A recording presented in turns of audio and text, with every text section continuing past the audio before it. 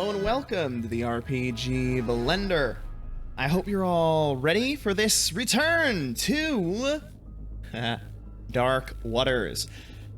This was a lot of fun last week, for me at least, so I'm excited to return to this. And yeah, we'll see what happens tonight. Any number of things could happen. Last time on RPG Blender's Dark Waters, we received a mission where we were to break into this pirate hideout and steal a golden idol. Bring it back to our benefactor.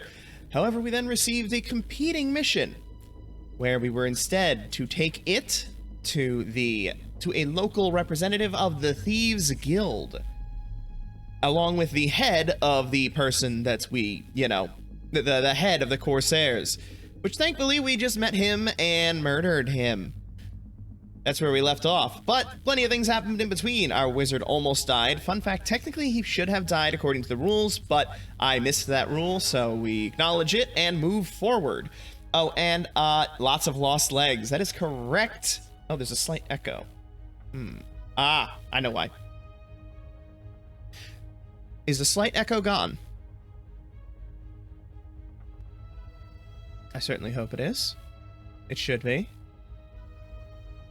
Yes, the slight echo is because you may have noticed that there's a slight difference in the picture here. I've upgraded the camera, and I forgot to turn off the microphone of the camera.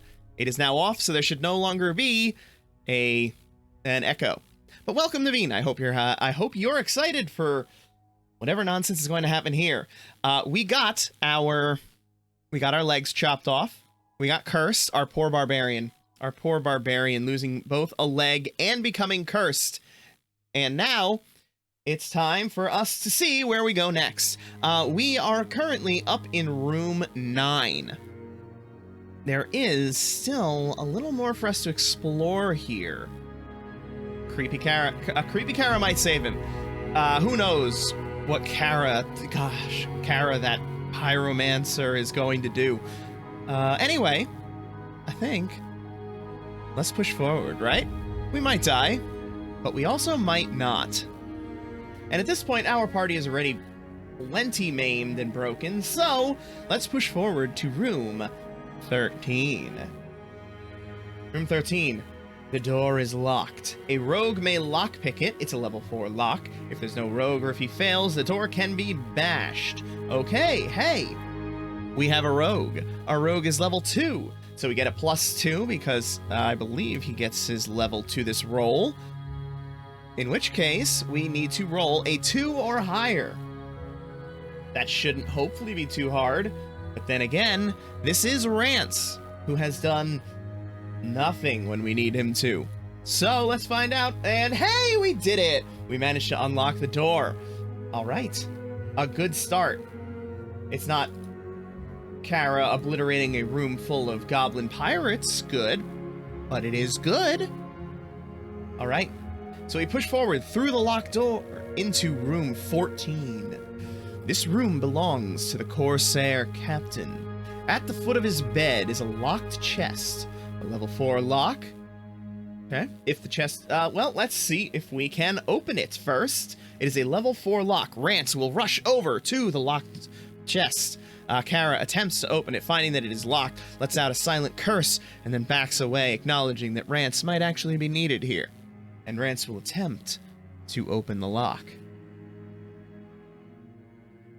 Ooh, and just barely makes it. Ho-ho! Ooh, Kara would have been pissed. But okay, he managed to open the door. Open the lock. And therefore, we roll... What do we get? What do we get? If the chest is opened, roll 3 times on the treasure table. Ooh, boy, we get 3 treasures. Let's see what we get. 3 times. We get 1. It is a 6. We don't... Okay, well. Cool. So it's a 6 and a 6. Then we get another 6 and a 1. And then we get a 5. So 6, 6, 6, 5, 1. All right, so with the 6... Well, let's do the 1 first, because the 1 is going to be the simplest.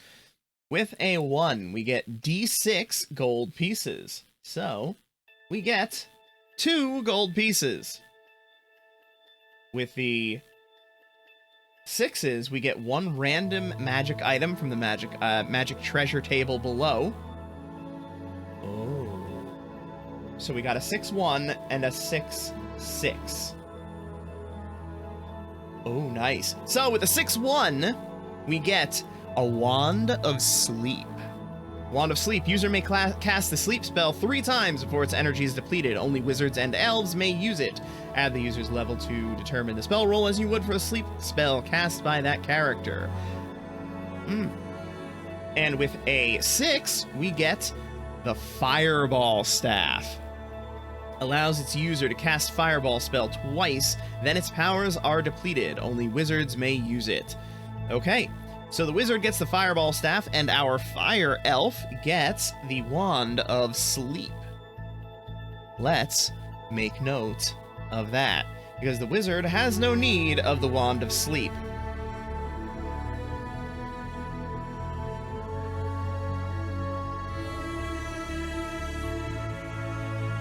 Alright, let me lower it slightly. Let me know if the music gets too loud again, as it sounds very different to me than it does to you. Alright, so Kara gets the Wand of Sleep. And the wizard, Escovia, gets the Fireball Staff to make up for the dagger which he gave to our poor legless barbarian. Alright. Now, as far as the two gold pieces, Rance will claim them. Because he's a rogue. And he steals stuff. And he actually managed to do something. For once. Okay, that looks good. So, next up. What else is in this room? On a desk in the corner are some scrolls and ledgers. You may leave it alone. With a single leg, he's still fast. That's true. I mean, that's not unfair. You may leave it alone or decide which character will search it. Who will search it? Skrull will search it because he still is kind of like just given up on life, so he doesn't mind if he ends up getting obliterated by a trap. And he rolls a 6. Alright, so on the 6 for the captain's table. Let's see, that's on page 20. Alright, what do we get? On the captain's desk table. Whoa! Oh, well, that sucks. The character investigating the desk gains 2 clues. Unfortunately, clues cannot be traded until the character dies. So now we have 2 characters with 2 clues. And they do nothing until we have 3 on a single character. Hooray. But hey, better than nothing. Alright. And I believe that that clears out this room. It does. So, we begin making our way back. In order to do so, we are going to have to pass through rooms 9, 19, 18, and then we'll reach room 3. So we need to make 3 wandering monster rolls. On a 1, a wandering monster shows up. So, room number 1. No. Room number 2. No. And room number 3. No. Alright. We safely progress down to room number 3. What is in room number 3? Room number 3, we have... Oh, no. We enter the room. We begin making our way down it. And then the doors at either end of the tunnel slam shut then lock from the opposite side. A metallic grinding noise begins loudly. The walls are closing in. You notice a small hole next to the door ahead, large enough to fit your arm. Inside this hole appears to be the controls for the trap, or how to unlock the door. Choose a character and which hand to put into the hole. Oh gosh. A rogue adds his level to the die roll. I'm not going to look at the results yet, but Rance is going to do it because he's a rogue. So Rance will stick his hand into the hole, and he will stick his... He likes Lefty less, so Lefty goes in. And he gets to add his level, so he at least gets a +2. So he gets a 6. That is hopefully a good enough number. At a 6, 5 or 6, the walls stop, and the door opens. He retracts his arm, giving a smug smirk at Kara, who for a brief moment has eyes flash with rage and looks as if she's going to fire a fireball, but does not. For your, amusement, if he had rolled a natural 1, he would have lost 1 life point and his hand. Would have been amusing if he had lost both leg and a hand. Alright. Excellent. So, we have escaped from that room and can now press on to room 15. Because we could just turn around and leave right now. We have half of what we came for. We came for the head of the captain and the golden idol. We currently have the head of the captain, but not the golden idol. That, unfortunately, escaped under the water. So, room 15. Oh no. We enter the room. 4 bandit sentries are standing in this chamber. Uh-oh. Bandits, they are level 3 minions. They have 2 guard dogs, level 4 vermin. The guard dogs barking has a 1 in 6 chance of attracting wandering monsters at the end of combat. Oh no. Uh-oh. Okay. Let's do it. Let's do it. Let's do it.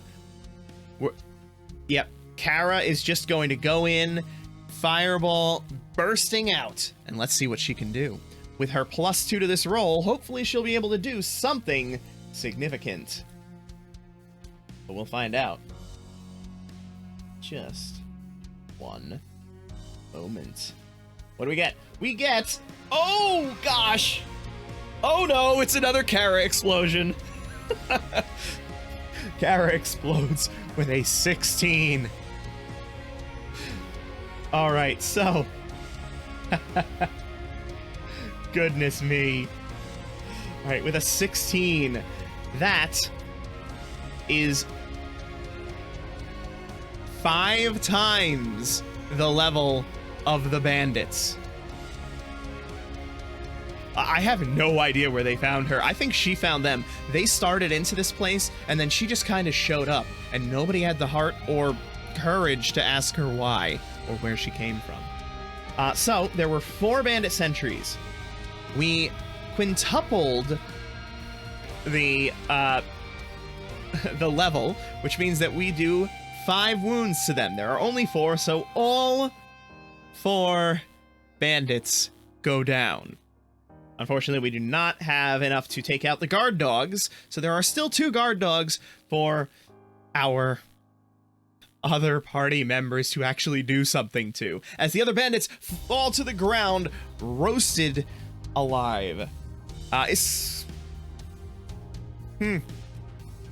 Escovier, not wanting to harm animals, attempts to resolve this room peacefully and let out a sleep spell.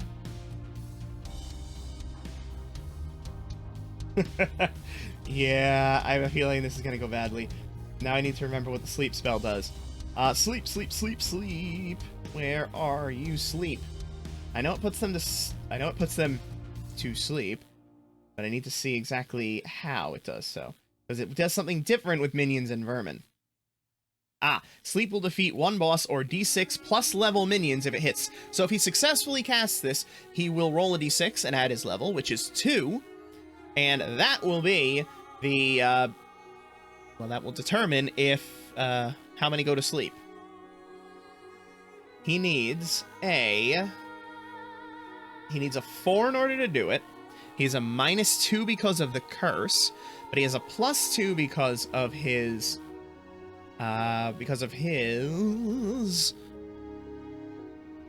his just being a wizard, and he gets to add his level. So that gives him a net 0. So he's a 50-50 shot of being able to cast this spell. Let's find out what happens. Oh, he does it! He rolls a 5, so we drop his d6, and we knock out 3 minions. There are only 2 guard dogs, so the guard dogs lay down their heads and take a nice little nap, removing them from the combat. However, at the end of the combat, the dog's barking during this very, very brief encounter has the possibility of attracting a wandering monster. So, we roll a d6, and on a 1, another monster might show up. Oh no, another monster shows up! Oh goodness me, oh no. Why? At least it's a new encounter. Alright, so, we get a wandering monster, which I'll say happens immediately before we have the chance to loot the room. So, wandering monster. Do they have different wandering monsters in this? Let's see. Yeah. I have a feeling Kara is just going to obliterate them. But we'll find out soon. Okay, so we roll a d6, 1 to 3, use the hideout vermin, and 4 to 6, use the hideout minions. So, which will we get? Oh, great. And of course we get the minions, not the vermin. Alright, where is the minions vermin? The hideout minions table. Hideout minions. Aha, there we go. Page 22. Alright, here we go. We get to fight. D6 Corsairs. Level 4, treasure +1. Okay. So, we get... how many? 6 Corsairs. Uh-oh. 6 level 4 Corsairs as we destroy these first 4, and then their reinforcements show up. Kara turns, a maniacal grin on her face as she launches her new fireball, enjoying the fact that this is a new combat. And she rolls a 4. She unfortunately expended most of her energy on that last one and has not had a chance to fully recover, so her blast goes out and only manages to knock down 1 poor minion. Boo-hoo. Escovier, likewise bolstered by the unexpected success of his sleep spell, will fire it off and see if he can put a few of these Corsairs to sleep. He drops the d6. He needs a 4 in order to cast it successfully. He rolled a 2. He does not. He likewise is somewhat drained. All right. Skrull, however he's pronounced. He sees these little casty types doing their insignificant workings and attempts to hobble in and poke at them with a knife. The knife he was so nicely given by Escovier.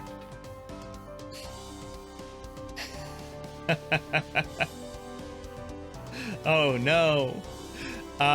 We might take care of that kid.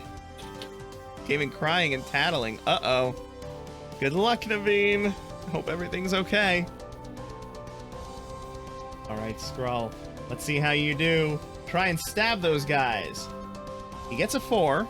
He has a +2 from his level, but he has a -1. Oh, wait. Hang on. He has a +2, +3? What does he have? He has +2. And then he has a -1 from the small weapon, and then -2 from Curse, which puts it to a 3. And the Corsairs are level 4. So he likewise misses. Oh no. Now Rance. Rance, high on his attempts lately to actually accomplish things, and doing so successfully, also hobbles in and attempts to stab somebody with one of his little knives. And he will need a... Let's see, he has a -1. They're level 4, so he needs a 5 or a 6 in order to hit. He rolled a 5! And Rance hobbles in and shows them how it's done with a knife to the heart, taking down one more, but still leaving 4 Corsairs. And now it is time for each of our heroes to attempt to evade the retaliatory strikes from the Corsairs. Starting with Skrull. Skrull has a -2 because of being cursed, however he's a +1 from his armor, which means he rolls with a -1. He needs a 5 in order to save. Oh, that was almost a 1. He does not successfully save. With 3. The damage is from one of these is...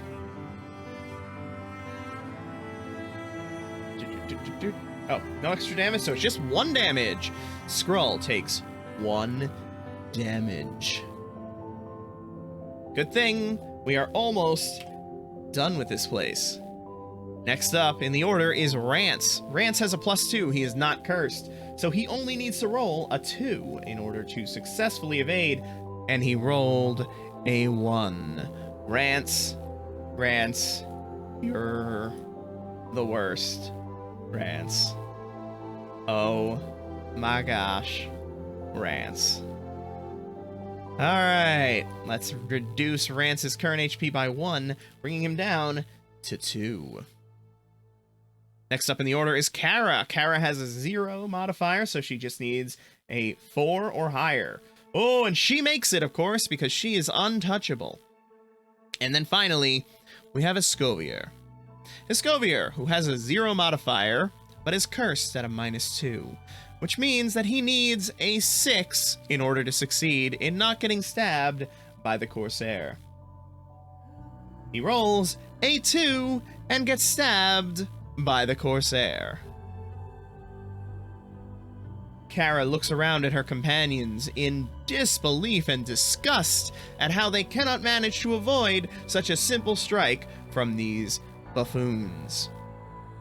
She then, having seen what the wizard tried to do, laughs at him, draws the Wand of Sleep, and attempts to cast the spell. She does it with a bonus from her level, so she needs a 2 in order to successfully cast this spell. She gets it off. Now she rolls 1d6 and adds her level to see how many she puts to sleep, and she puts 6 to sleep. There are only 4, so Kara once again ends the combat. Goodness me, oh my.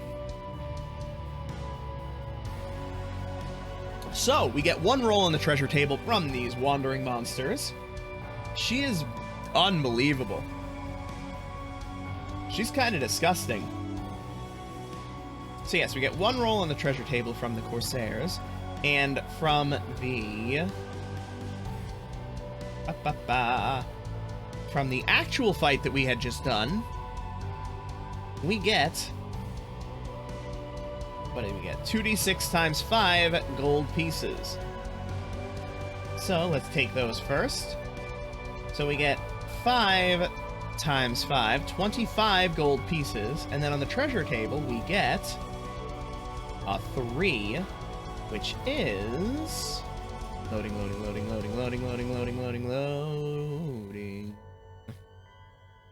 Page 32, if I remember correctly. I do not remember correctly, but I was close. It was 34. So with a 3, we get a scroll with a random spell. Ooh, I just left the spells table. So let's go back to the spells. We have...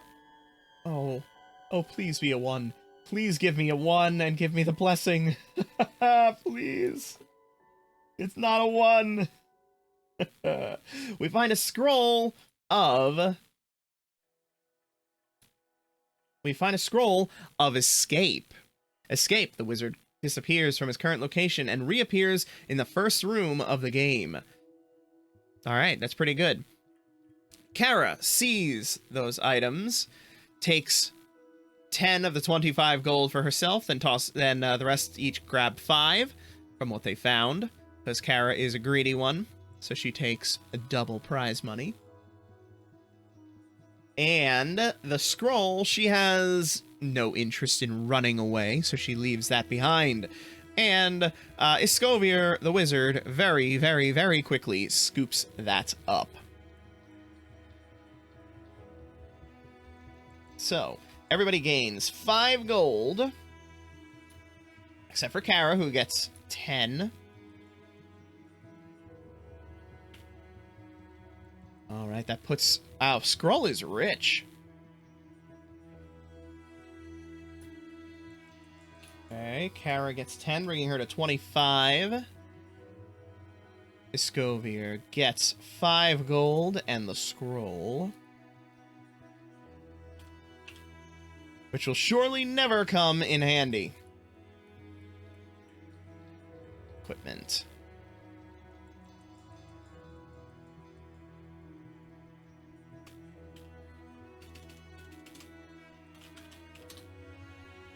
Scroll of Escape. Excellent. Next up, Rance gets his 5 gold pieces because he actually managed to kill something once. Oh, we need that blessing. We so need that blessing. Blessing cures a curse. So blessing will be extremely nice and is absolutely going to be what all of this gold goes toward after this combat, after this adventure, because it costs 100 gold pieces for a scroll of bless. And Kara will, of course, not contribute any of her money toward it because she's not able to, due to being a greedy fire elf. Anyway, from there we move on to room number 1. We'll do the dead end there first. So room number 1. Alright, we find ourselves at the edge of the beach. There is nothing there because that is just another way in. So we make our way back through. There is no wandering monster in room 15, and we make our way to room 12. In room number 12, we find... This room is used as a barracks for the Corsairs. There are 2d6 Corsairs in the chamber. There's a 1 in 6 chance that the Corsairs are sleeping. If a rogue is leading the party into this room, he is in slot 2, which means that he is in the lead. He, along with Skrull, are the front of the the front rank of the marching order. Yeah, as they walk 2 by 2. I think that's how it works. Whatever, makes sense. I believe I read that somewhere, but I'm not going to go ahead and look that up because that's too much time to devote to this one little silly thing. Let's find out if they're sleeping. There is a 1 in 6 chance, so if we roll a 1, they are asleep. Otherwise, we have 2d6 Corsairs. They are not asleep, which means we fight 6 Corsairs. Exactly what we just went through. Okie dokie.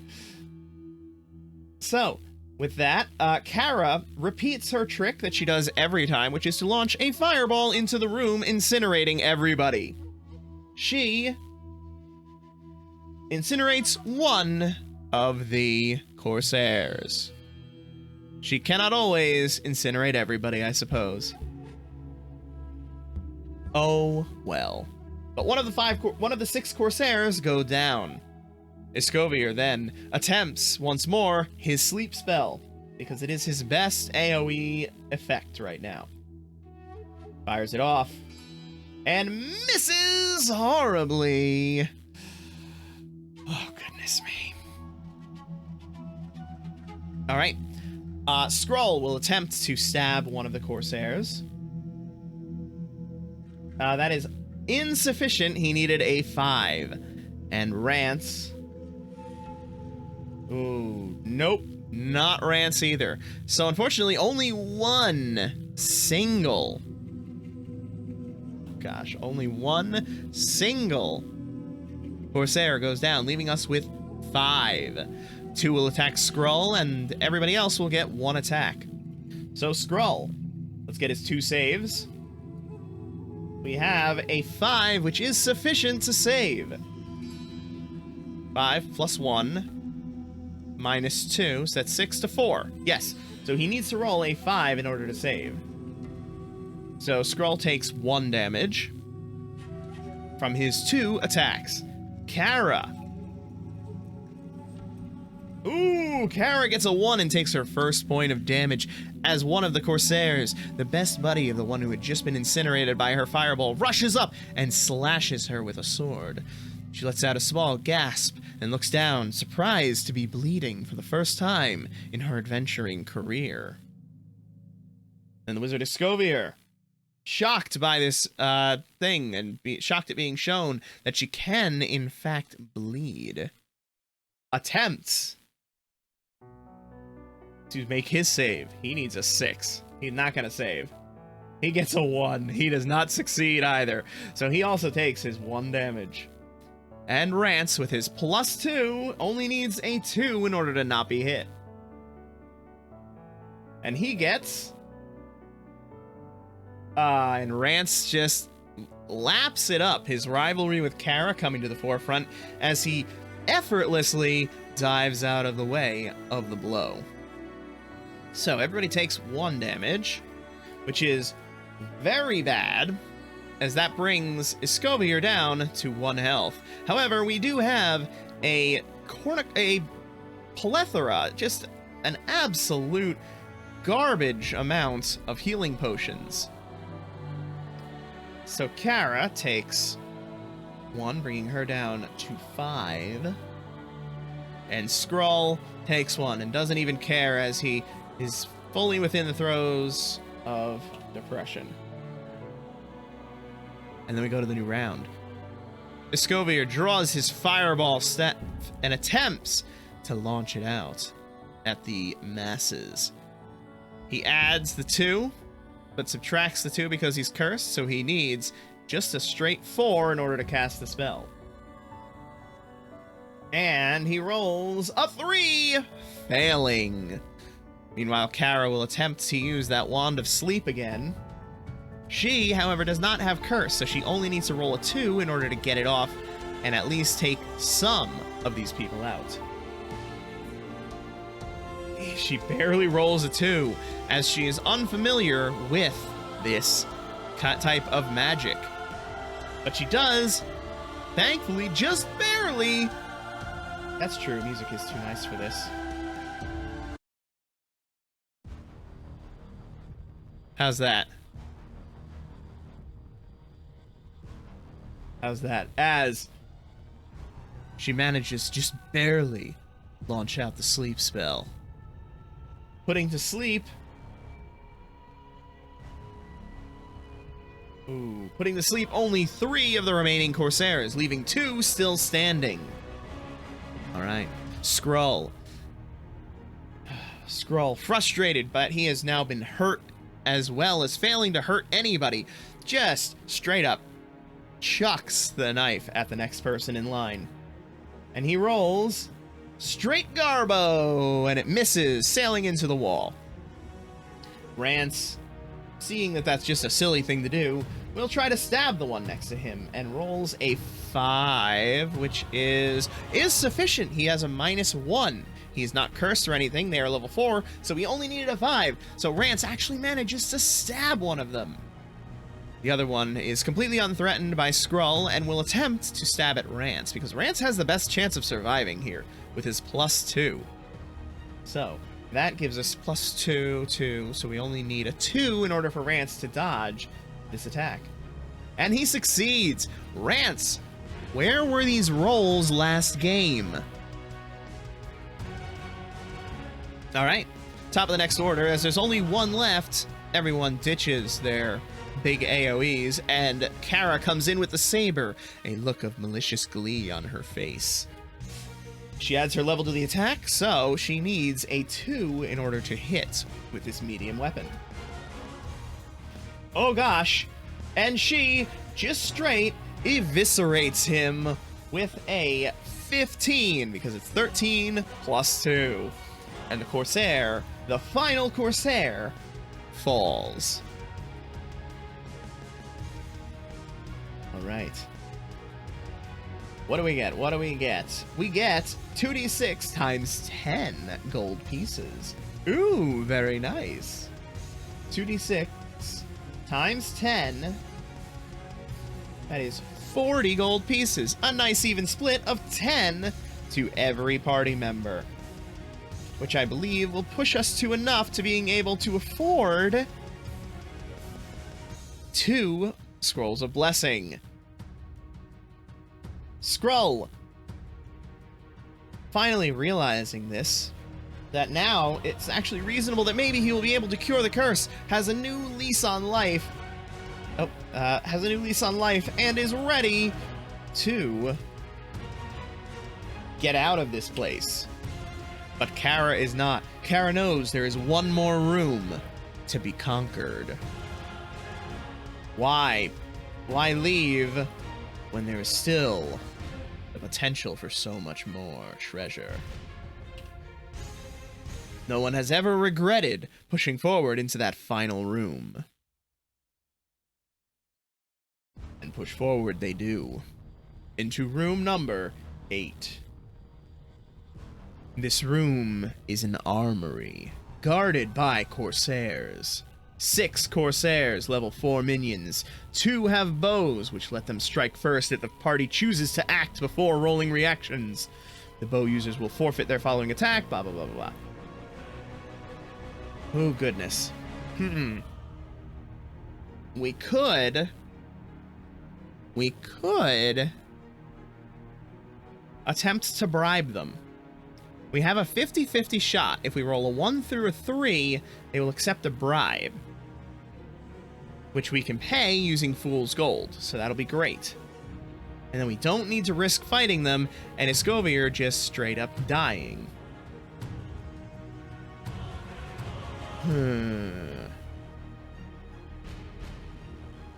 However, if we fail, then all of the Corsairs get to go before we do, which will mean that Escovier will absolutely die, because he will not succeed his roll. So we have a 50-50 shot of just making it out of this with no fight, and a 50% chance that Escovier dies. Kara's out for blood. Kara launches a fireball after the 2 bow shots, one on Skrull and one on Rance. Skrull, with his -1, needs a 5 in order to succeed. He rolled a 6. Look at that. Skrull has a new fire in his life, a new goal, a light at the end of the tunnel, and manages to avoid the bow shots. Rance only needs a 2. He rolls a 3, and Rance also manages to dive out of the way of the bow. Kara then launches her fireball out at the crowd. Oh, are we gonna get a Kara boom? We have a 12. They are level 4, so that means we have tripled their level. So 3 of the 6 Corsairs go down, saving Escovier. Escovier, not one to be one-upped, then launches out his sleep spell. He needs to roll a 4 in order to succeed. He has not done so yet, so let's see if he can this time. He does! He does! Look at that! All right, let's see how many he puts to sleep. He puts 8 plus 2. He puts 10 Corsairs to sleep. There are only 3 remaining alive. So he ends the combat rather dramatically, finally succeeding his role as he wants to get the heck out of here. Wow. A decisive end to this part of the adventure, as our party then goes to loot the room. The Corsairs have 2d6 gold pieces. The room is filled with weapons. All characters can change their weapons if they want within the limits of the weapons allowed to their class type. Skrull, having tossed away his dagger, will go and grab a longsword. Escovier will go and pick up the dagger, taking his dagger back. So Skrull will now no longer have that -1 penalty from having a light weapon.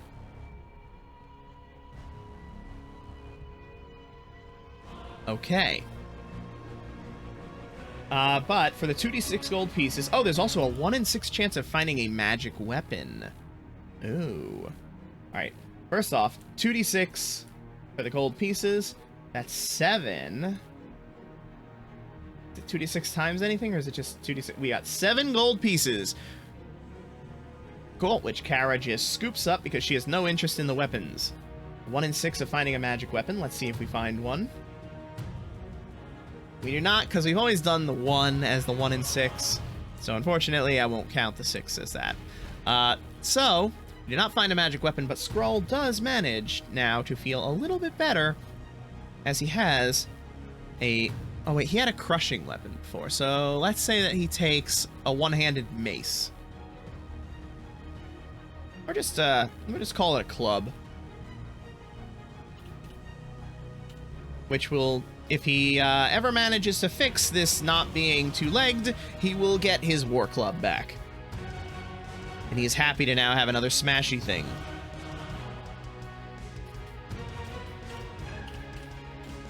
Alright. Meanwhile, the wizard, Escovier, takes back his dagger.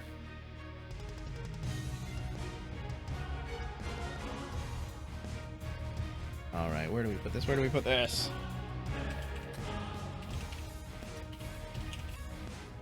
Escovier, you have too much stuff. You're a wizard. You're not supposed to carry stuff.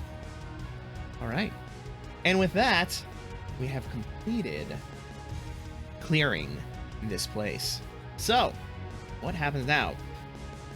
Okay, next we need to exit the dungeon, which means making it back to room number 2.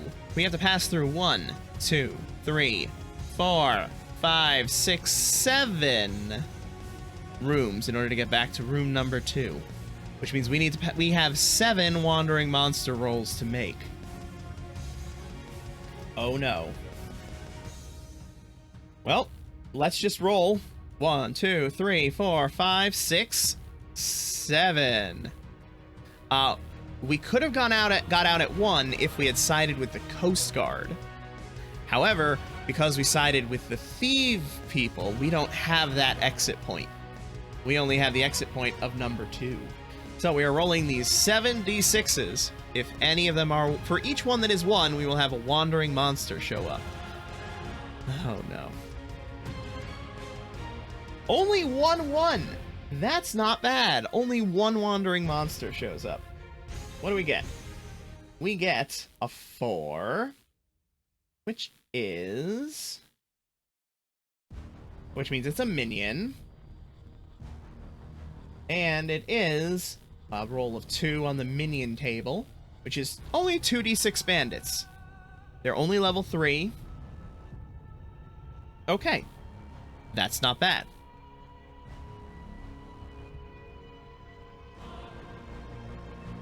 We have 6 bandits, only level 3. Kara rushes forward to attempt to explode them with her fiery blast. Oh god! She roasts 3 of the 6 with her 10, because it's 8 plus 2. Alright, 3 Corsairs go down.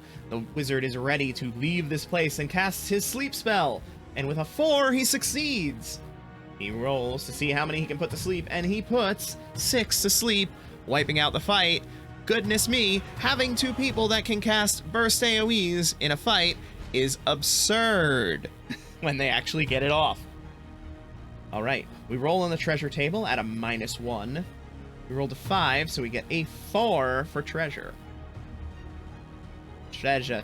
What do we get? 5 minus 1 is 4. We find 1 gem worth 2d6 times 5 gold pieces. We get a gem that's worth 20 gold pieces, which Skrull picks up the shiny. It is, EGP gem. Awesome. Okay. And with that, our party manages to fight their way through to the exit to the dungeon. Alright. Oh. If you manage to make it out, if you exit the dungeon and bring the head of the Corsair captain to Marazzo, we select a character to make 1 XP roll. How many minions did we actually fight? We have fought 6 minion fights so far. Once we hit 10 minion fights, then we get an XP roll as well. So we get somebody to have an XP roll. It's going to be Kara. If she rolls a 3 or higher, she levels up. She rolled a 6. Kara is now level 3. All right, at level 3, her hit points increase, which is nice. She also gets +1 to her attacks because they calculate out with her level. Which means now she's at a +3 for her Fireball of Death. All right. What else happens? What else happens? Maraso will accept your party into the Thieves Guild. Hooray! We are now in the Thieves Guild. However, we do not get the gold reward because that reward was for the gold idol of Tizani. Your characters are resting and all their wounds are healed. All right, everybody gets to heal up till full. As well, if a character lost a hand, they may replace it with a permanent light-handed weapon, such as a hook, blade, etc. Aw, man! Rance, if he'd failed that roll, could have had a hook hand to go with his missing leg. If a character lost a leg, they may replace it with a peg leg. Excellent. So, Skrull no longer needs to use an arm to get around. He can now go back to his war club. As well as Rance. Awesome. So we can remove those things. We can just put it down to a peg leg. Doesn't give any kind of bonus. They just don't need to hobble around on that. So I'll just mark it down as peg leg. Also, they all heal. Congratulations. Oh, so nice. Bring them all back up. Max, Kara. Kara, you heal up to 7. No, the curse we will have to pay to take off. And Escovier is just tickled to now be at 4 hit points. Back at 4 hit points. And Rance up to 5.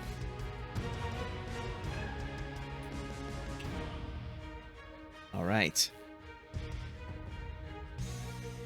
A character may spend 300 gold pieces to have it regrown magically. We are not going to regrow any limbs magically, and if they are ever resurrected, it is regrown as part of the resurrection ritual.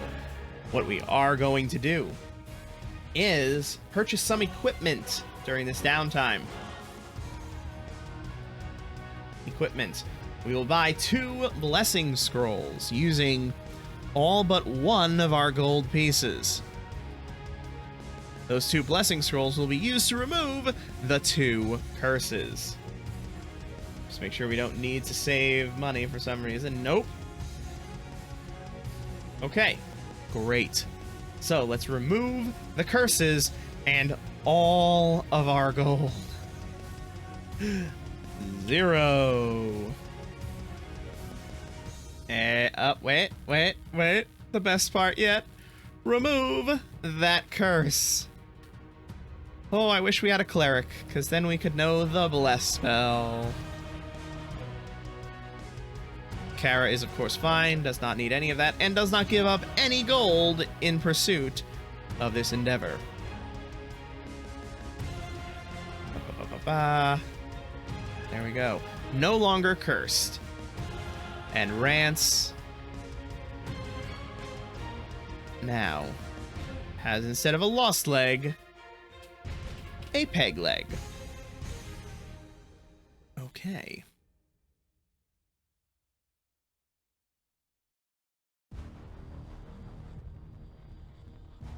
So, with that, I think we are ready to continue. Chapter 2, Avatar of the Shark God. Your characters are in Tizani's Cove, recuperating from their adventures into the Corsair hideout. If you manage to bring the Corsair captain...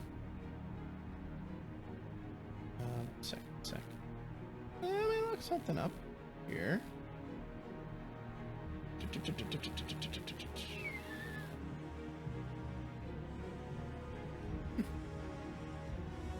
Okay, cool.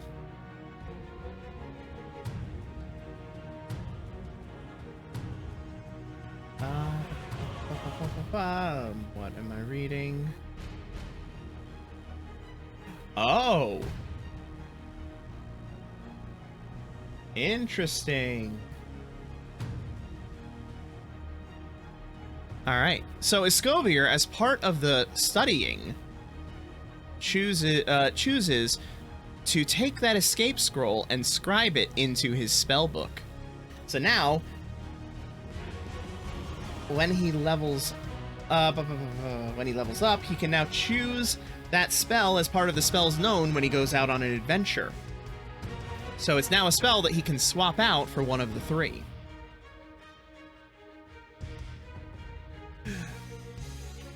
Yeah. Oh, Kara. Kara, you have a mythology all of your own now. Let's remove this escape scroll. I'll leave it for now, just to remember that it's there. I'll figure it out later. Okay. We did not bring the Corsair captain back. We were working for Morazzo. He still wants that gold statue of Tizani. The offer is still available. 200 gold for your party to bring the relic. His spies from the Thieves Guild know the location of where the deep demons have taken the golden idol. Deep below the waves of the Sea of Storms. Morazzo leads you to his own cabal of sorcerers. They will enchant your party for this adventure. Whoops. Leads you to his own cabal of sorcerers. They will enchant your entire party for this adventure, enabling them to breathe and perform as normal underwater. The cost for this enchantment is 100 gold. If your party is unable or unwilling to pay, Morazzo will take the cost out of the reward he has offered for the gold statue of Tizani. So we will only get 100 gold pieces. But hey, we're not cursed anymore.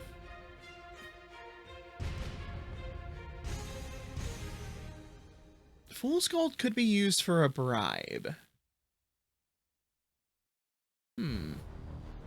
That's a good question. I'm gonna have Kara make a roll, and on a 1 through 3, sure, that would make sense for the Fool's Gold to be able to be used for it. I said 1 through 3, it would make sense, right? That was what I said, or did I say 4 through 6?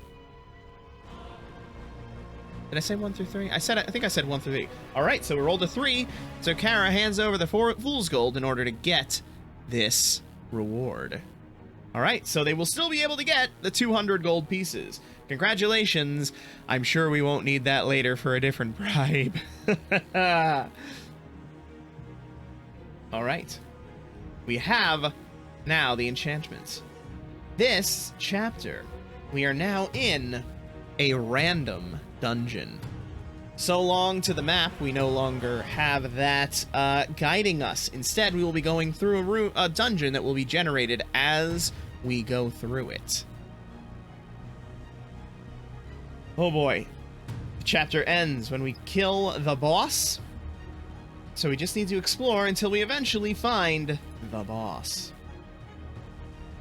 Alright. Let's hop to it then. See what happens. And I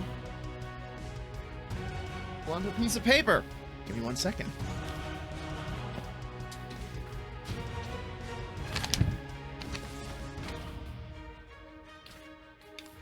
Going old school here.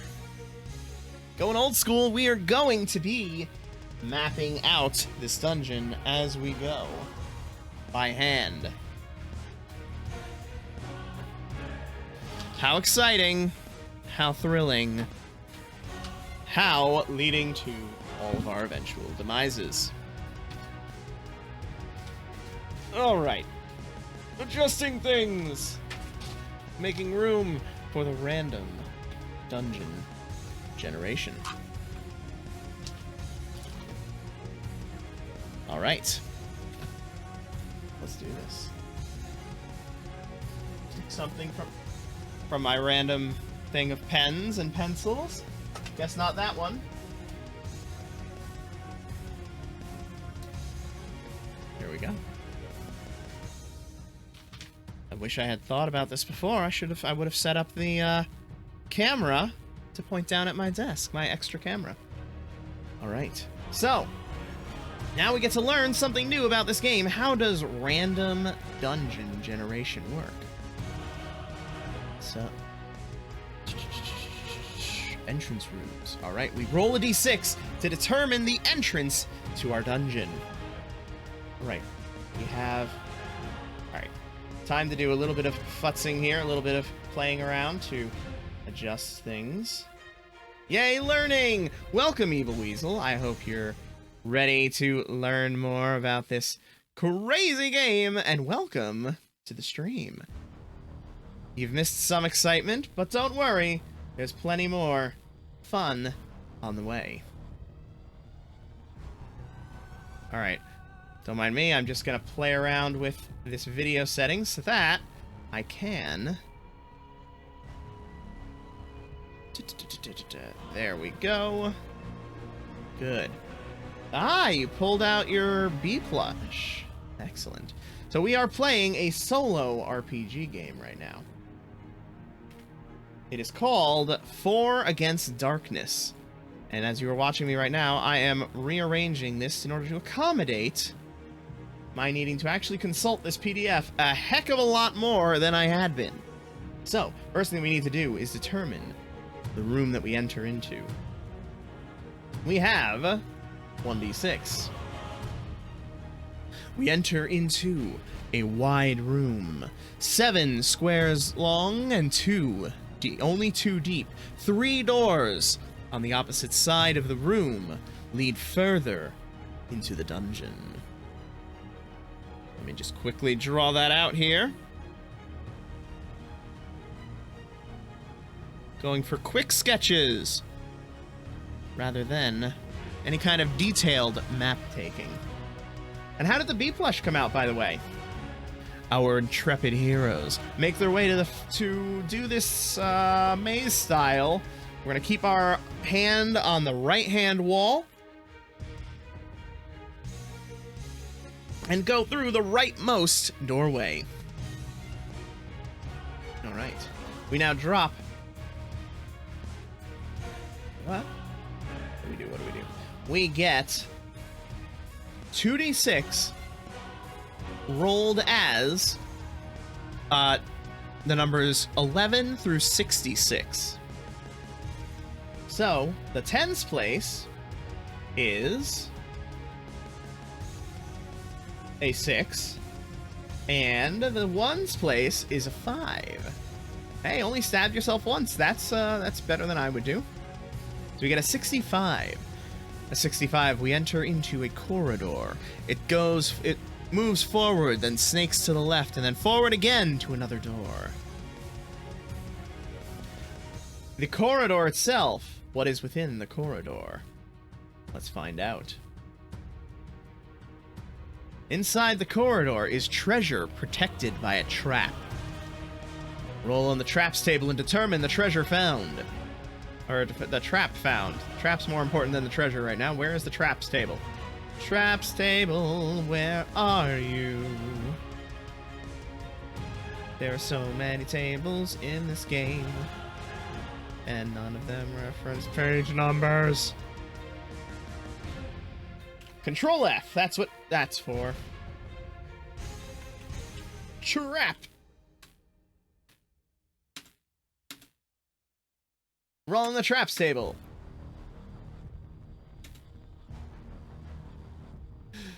Yeah. Hey, you know what? Rance has been pretty good with the traps. He has been decent about the traps, so let's find out what we have. Oh no. Oh no. Oh no! The trap is a giant stone block. Falls on the last character in the marching order. Oh no. It's a level 5 attack striking the last character in the marching order, which is Escovier, our wizard. Oh no, it's not even a trap that he can help with. Oh wait. He does have the chance to detect and disarm the trap. He rolls a d6 and adds his level. If he beats the trap's level, he notices the trap and disarms it. Okay. So, it's a 5. He gets to add his level to the trap checks, so he needs a 3 or higher in order to detect this trap and save our squishy wizard from being squished by a rock. He rolled a 2. Our squishy wizard gets squished by a rock. It is now up to Escovier. He will have to dodge this rock. He needs a 5 or higher in order to do so.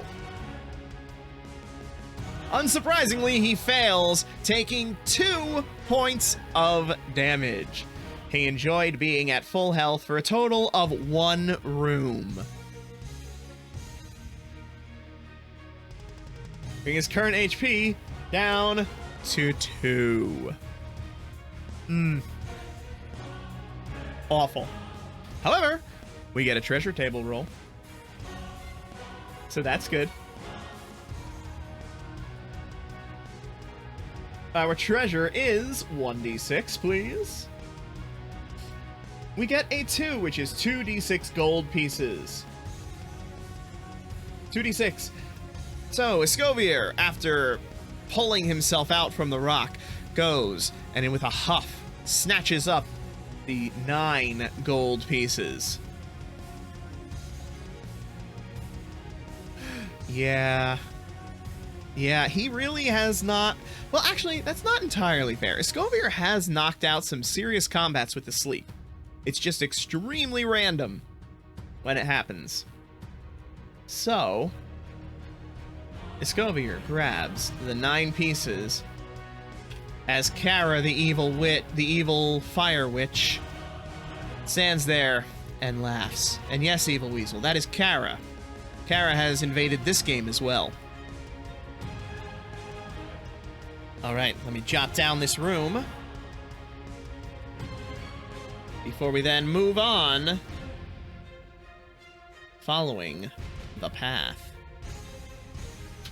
We make our way through the doorway at the end of the room. And we find ourselves at room number 11. Room number 11. At the end of the corridor, behind the door, we find another corridor. This one, however, dead ends. And to the left, you see one door, and to the right, another. And within the room itself, we find... Oops. Oh, we should have been rolling 2d6. Oh, well. Live and learn. We didn't actually need to die to that trap. We roll on the vermin table as vermin appears from within this room, attacking our hapless party. Oh no, 2d6 skeletal rats make their way. You can see the bits of seaweed clinging to their disgusting, rotting ribs. There are 8 skeletal rats.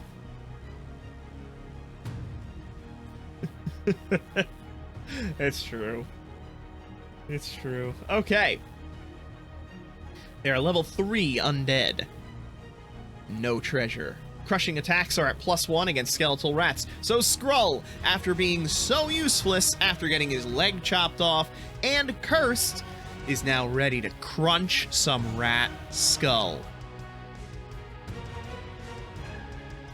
Draw out this room first. Excellent. All right. We start, however, with Kara the Witch, launching her fireball underwater, because somehow this magical spell of allowing us to breathe underwater allows her to also launch fireballs underwater. Because logic.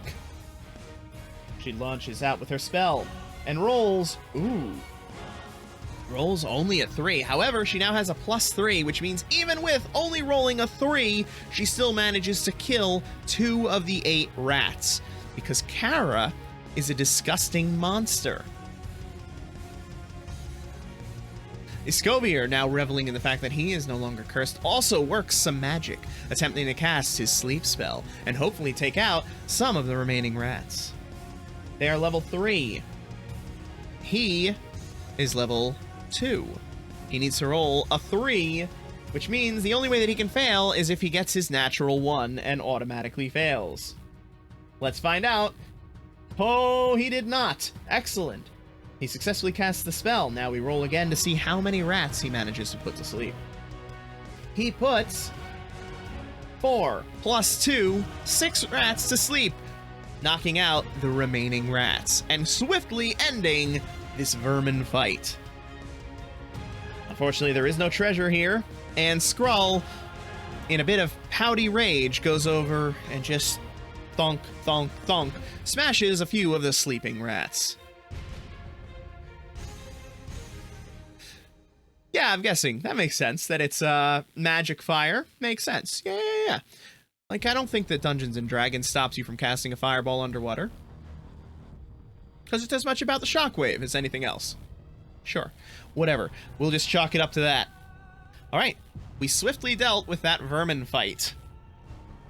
And now, we make our way to the next room. Into room 52. Room 52. Ooh. Heading into the next room. Taking the one at the far end on the right, because maze rules, we're just going to keep our hand on the right-hand wall. We find ourselves at a crossroads. A smallish room, 3 by 3, with 4 paths exiting from it.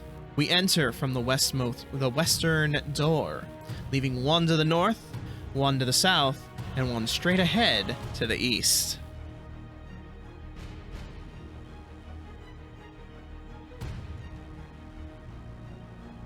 All right. And within this room, we find... What do we find? We find... That's an 8. On an 8, we find an empty corridor. Except this is not a corridor, this is a room, so we find minions, which is good. In not counting this one, in 4 more minion fights, we get a level up. So, we roll on the minions table. However, this is a new minions table. These are aquatic minions. Alright, where is it? Aquatic minions table. Oh no. These are gonna be rough. Within this room, huddled in the center, we find 2d6 fishmen. Whether they are top half fish and bottom half men, or the other way around, we leave to your imagination. Or if there's something even worse. Fishmen. That is correct. Fishmen in this underwater dungeon. We find... oh god! 12 of these hideous monstrosities. Thankfully, they are only level 3.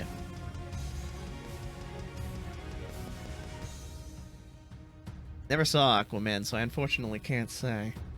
But Kara can certainly say that they are still flammable, as she will attempt to launch out her fire blast.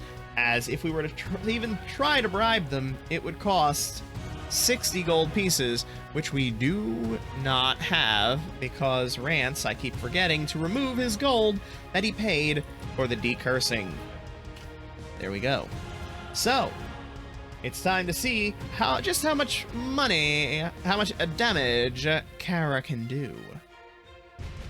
Kara can do... oh gosh, she's exploding! She gets a 10 plus 3 is 13. These are level 3 creatures, which means she has quadrupled their target number, taking out 4 of the 12 fishmen. That's really hard to say. Fishmen. Over and over again. Fishmen. Kara Kara, why are you so disgustingly effective? Wow. All right. Escovier comes in with his own AoE, attempting to sleep these fishmen. Feeple. The Feeple. Oh, goodness. Escovier. Oh, gosh, Escovier's going nuts over here. Escovier gets off his sleep spell. Let's see how many he puts to sleep. Of course, he botches that roll, managing only to put 3 of the remaining ones to sleep. However, that has removed 7 of the 12 fishmen from this fight already. Oh, Escovier. All right, Skrull, finally getting the chance to bash some Feeple skulls, rushes in with his war club raised high and attempts a swing. Oh, reveling in the fact that he's now back to a +3. Delicious. And he rolls a 5, only managing to take down 1 of the fish people. Dang it, Skrull.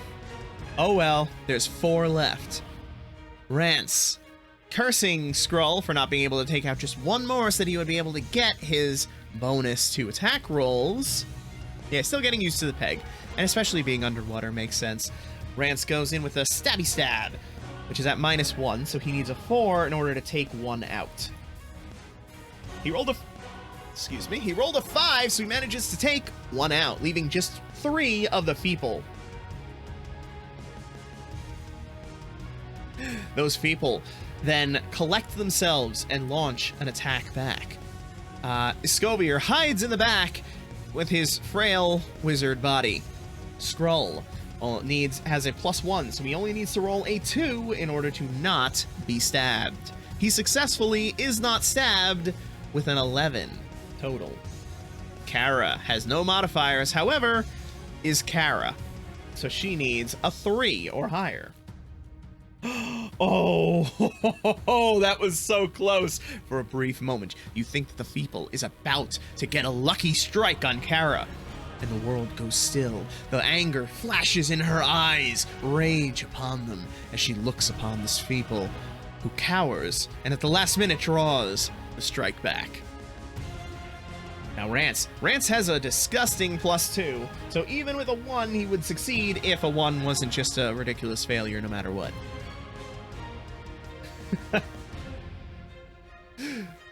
All right, and thankfully all of our party members managed to make it through that round of combat without getting struck. Disgusting. Skrull attempts to redeem himself, launching up with his war club once more in a sweeping arc, trying to this time take out more than 1 Feeple. Ooh! Oh! Ah, yes, and with a 13 + 3, 16, he brings his war club around in a wide arc, cracking the skull of every remaining Feeple. And just like that, the combat is over, and the room falls silent, allowing us to collect ourselves. We did not give Kara the pig. This is definitely after that happened, because this is when Kara became obsessed with fire. Yes. That's what led to her obsession with fire after watching Hamilton get cooked after he jumped onto the flames.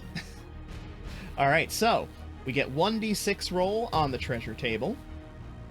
1d6 -1, so it's a 2. And our treasure is 2d6 gold pieces. We get 9 gold pieces. Everybody gets 2 except Kara the Scary, who receives 3. I believe that math checks out. There we go.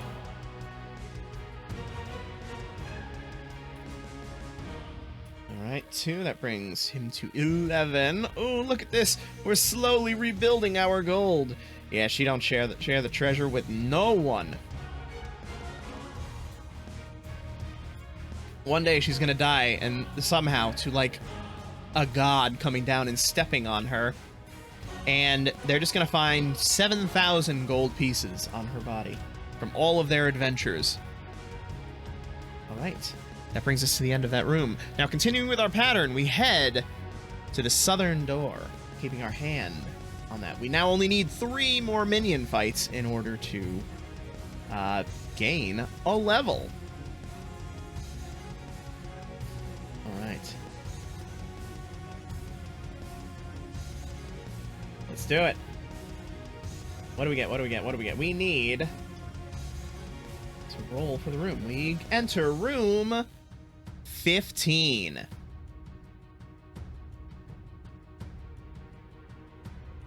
Room 15. Ooh, it's an interesting looking room. All right, we make our way through into a room with an L-shaped room, a door to our west, and a door on a small corridor to the south. 2 exits from this room, one of which seems to lead back in the direction we came,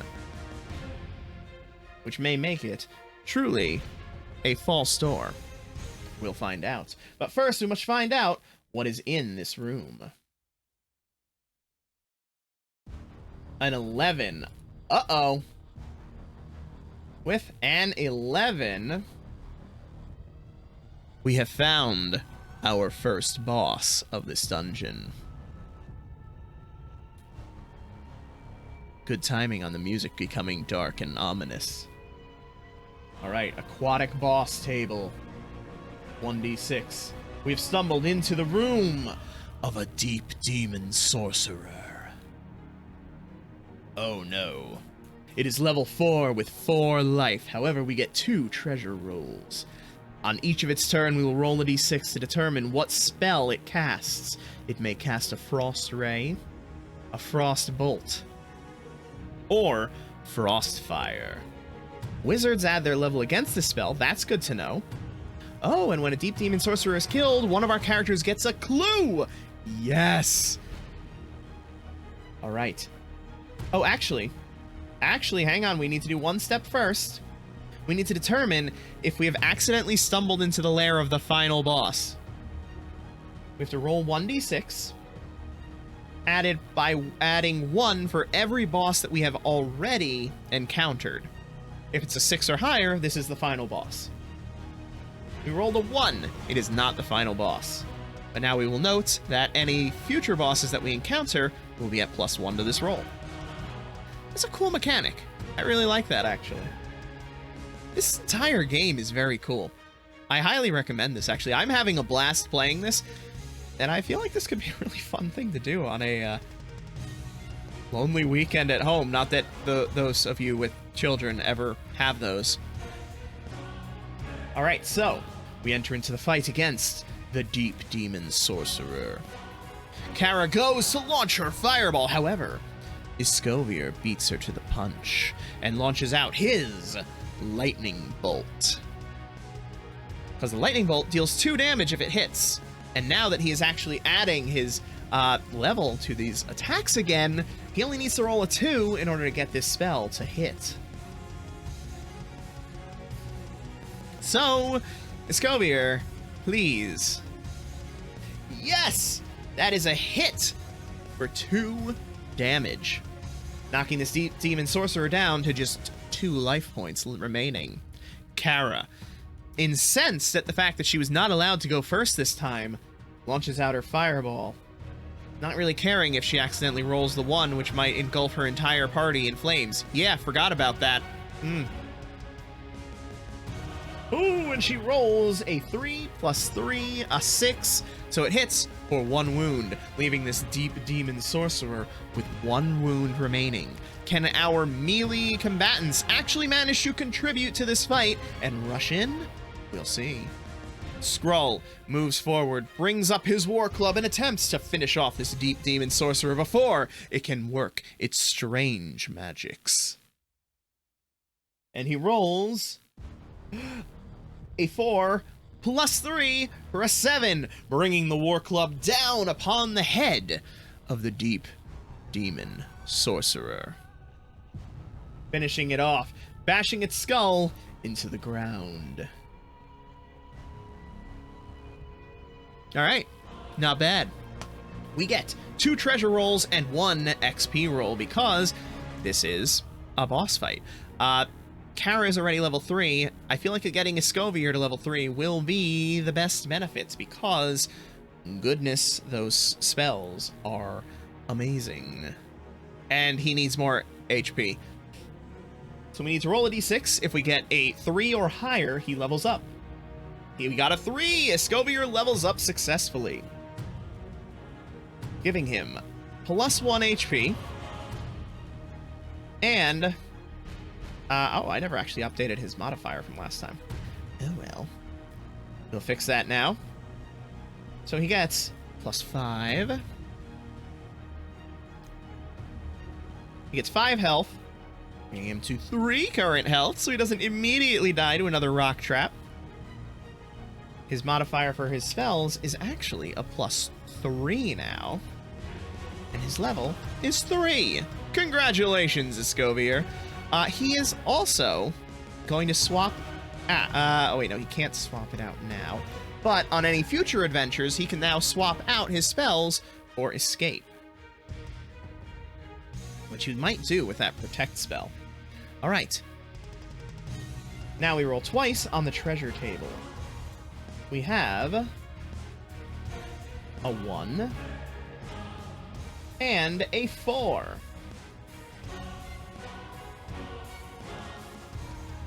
Oh. There was actually a different trap table. Oh well, we'll remember that for the next time we find a trap. Alright. So, with a 1 and a 4, we get... What do we get? What do we get? What do we get? We get D6 gold pieces and a gem worth 2d6 times 5 gold pieces. So we find 6 gold pieces. Everybody gets 1, except Kara and Escovier each get 2. And 1 item of jewelry or 1 gem worth 2d6 times 5. 25 gold pieces, and it goes to... Which party member? Goes to the one in slot 3, which is Kara. Kara. Alright, so every party member gets 1 gold, except for the 2 casters, who each get 2. And Kara swoops in and steals... It's just a surprise that the dice decided that this is a fact, that she is going to steal everything. Alright, she no longer has this fool's gold, but she does have a 25 GP gem.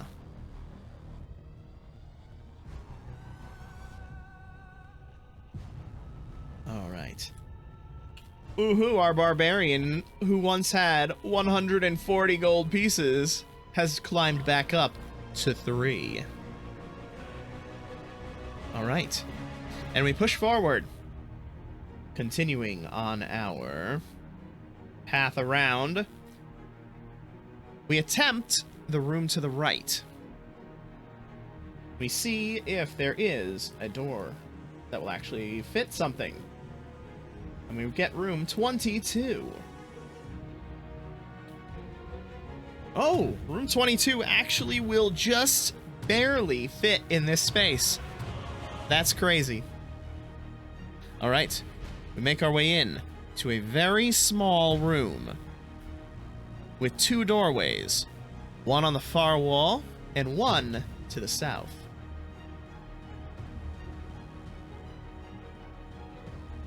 Within this room, we find... what's a 3? What's a 3? What's a 3? I think it's nothing great.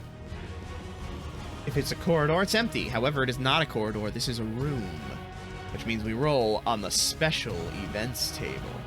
Is there a special events table for this? There is. So we roll a 1d6 and... Oh no! Yay! Ah!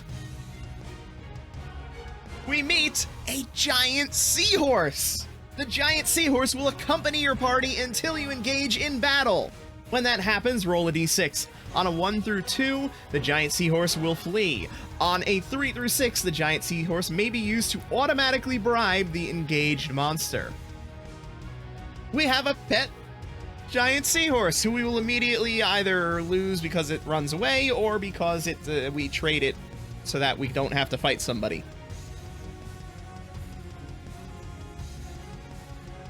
That's fine. Either one will be great. So, let's see where we go from here. Continuing our path around this room, we head to the far wall and attempt to open it. However, because there is no room to actually draw any more runes, the door there is false and will not open. We then head to check the southern door, and the chances are it is also not going to fit, but there is a slight chance that it could, so we will roll. And we get room 41. Yes, unfortunately, because room 41 cannot be drawn in the space that remains there, it is also not a real exit, making this a dead end. We head back into that other room. Unfortunately, since we need to enter into an already explored room, that means that we must roll for wandering monsters. So, we did not roll a 1, so we do not get a wandering monster. We then head to the room to the south and see what we find. What we find is room 35. Room 35. This room begins with a small corridor, which then opens into a larger room with no other exits. Time to find out. This sounds like a boss room, but that's entirely up to the whims of the dice. And we got a 6. With a 6, this room contains vermin. And we roll on the aquatic vermin table. Aquatic vermin cannot be, maybe it can be bribed, but I don't think we're going to bribe them with a giant seahorse. We get D6 plus 1 sea sprites. We are fighting, that's it, we are fighting 3 sea sprites. They are level 3, treasure -1. They are tiny and annoying. All attack rolls against them are at -1. Skrull smash. Skrull gets annoyed, rushes in, swinging his war club in a wide arc, trying to catch as many of these tiny, annoying sea sprites as he possibly can. He's rolling at -1, +3, so he gets a +2 to whatever he rolls. He needs a 3 to kill one, so as long as he doesn't roll a 1, he is fine. He did not roll a 1. So that puts him to a 5, which is not enough to kill more than one. However, he does take down 1 of the 3 sea sprites. Rance, seeing that for once, the casters have not obliterated the room, and that he outnumbers the minions, rushes in for a strike, which is not at -1. Instead, it's at +1. Congratulations, Rance. You only need a 2 to succeed. You got a 4. +1 is 5. So once again, Rance rushes in and stabs one of the sea sprites with his blade that is actually bigger than its body. It's kind of bisected. Why did I say that? Anyway, another sea sprite goes down. Kara, then, not seeing the necessity to launch a fire blast when there's only 1 sea sprite left, instead moves forward to enjoy the pleasure of her victim's blood draining over her hand as she uses her saber. And a 3 plus 3 minus 1 brings her to a 5 as she swiftly decapitates the final sea sprite. Wow. Our bloodthirsty party is just tearing through these encounters. Alright, we roll on the treasure table. Treasure -1, so we get a 1 on the treasure table, which means we get 1d6 gold pieces. We get 1 gold piece. Let's see who manages to snatch it up. And the answer is Skrull, reveling in the fact that he managed to kill something for the first time in forever. There'll be music, there'll be fun. Gets that 4th gold piece. Alright. And with that, we have reached, unfortunately, another dead end, and our party must begin backtracking. We move back into the previous room and roll for wandering monsters. No wandering monster. We then make our way back into the 4-way room. Oh no, we rolled a 1. That means that we do in fact find a wandering monster. Alright. Is there a wandering monster table here? No, there is not. Not that's special for this. So we just roll on the normal wandering monsters. Where are the wandering monsters? There they are. 1d6 roll on the vermin, 3 through 4 roll on the minions, 5 roll on weird, and 6 roll on bosses. We get a 2, so we get more vermin.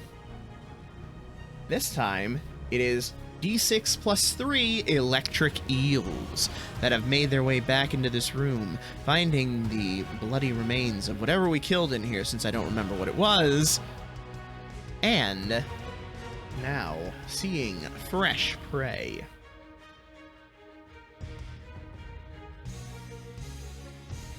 Okay. No, I don't think the sprites were there. We made it back 2 rooms, so we're now back in the 4-way room, and I don't remember what was in there, actually. Oh well, whatever it is, we killed it. There are d6 plus 3 electric eels. That might be the rats. So there are only 4 electric eels. Kara, being robbed of her ability to blow things up last time, will not allow that same mistake to happen again. She rushes forward and launches her fireball into the room. Rolling. Oh no. Oh god. It's an 11 plus 3. That's 14. They are level 3, which means she has quadrupled their health, their life, and single-handedly wiped out this room of electric eels.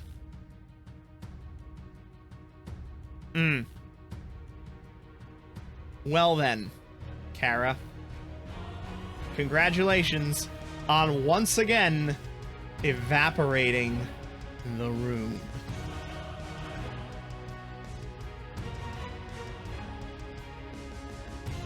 Huh.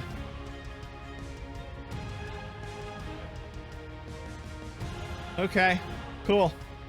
Yep, just gone. Also, it turns out that I have been calculating these fireballs wrong. It's actually far more brutal. With that roll of 11, it would have been 11 minus the level of the minion, which is 3.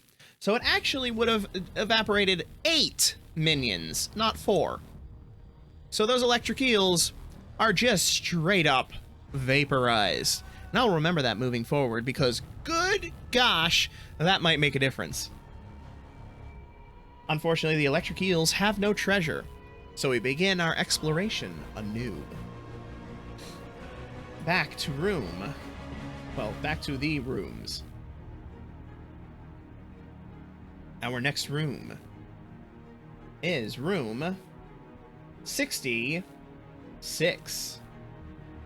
Ooh, a big room. We continue in the 4-way room. We find our way at a T-shaped corridor. A sideways T-shaped room. The small corridor opens up into a larger room with paths heading north and south. And within the room we find... Yeah, that's definitely exactly what it feels like. She is some higher level PC that's just kind of, uh-oh, that's an 11. That means something strong's in here. With an 11, we roll on the boss table again. All right, we roll a d6. This will tell us if it is the final boss. We add 1 to this roll because we have conquered 1 boss already. If it's a 6 or higher, this is the final boss. It is not. It is a 5, so it is just a normal boss. And that boss is... Where is it? Where is it? Where is it? A sea hag. We open the door, and within this room we see a sea hag sitting on the floor, surrounded by her foul workings. She looks up, cackles, a sound that doesn't actually sound like anything. It just looks like bubbles emitting from her mouth. This is a level 4 monster with 4 life. Gets 2 attacks, treasure +1. Before combat, all characters must save versus level 5 magic or be paralyzed for 2 turns, unable to act. Wizards add their level to this roll. Oh boy. That fact. The seahorse. Oh, the seahorse. We have not lost the seahorse yet. This is the moment we will see if we lose. Actually, we have to first see if we lost the seahorse during the other one. We did not. Now let's see if we lose the seahorse during this fight, yes? We did not lose the seahorse, so we can offer the seahorse as a bribe. The sea hag sees our seahorse, eyes it enviously, and we debate whether we wish to part with our good friend the seahorse in order to allow us to pass through this room for now. Because you see, if we should return through this room again, the sea hag might require another bribe. So, I'm gonna throw a poll up here. What do we think? Do we give the bribe?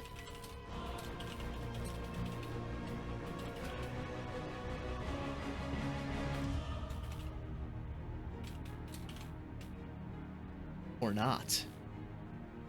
There's a quickie poll. Anybody who would like to participate, feel free to do so, and I will bow to the whims of the chat. We can say yes, we can say no, or we can roll it and give ourselves a 50-50 shot either way for chaos. Speak now, or forever hold your pieces.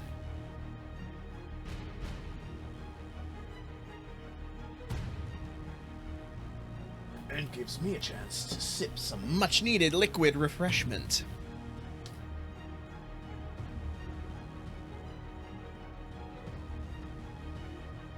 Alright, so far it's looking like a roll it.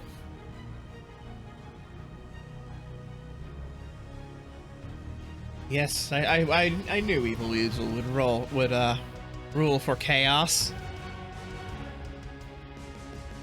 Alright.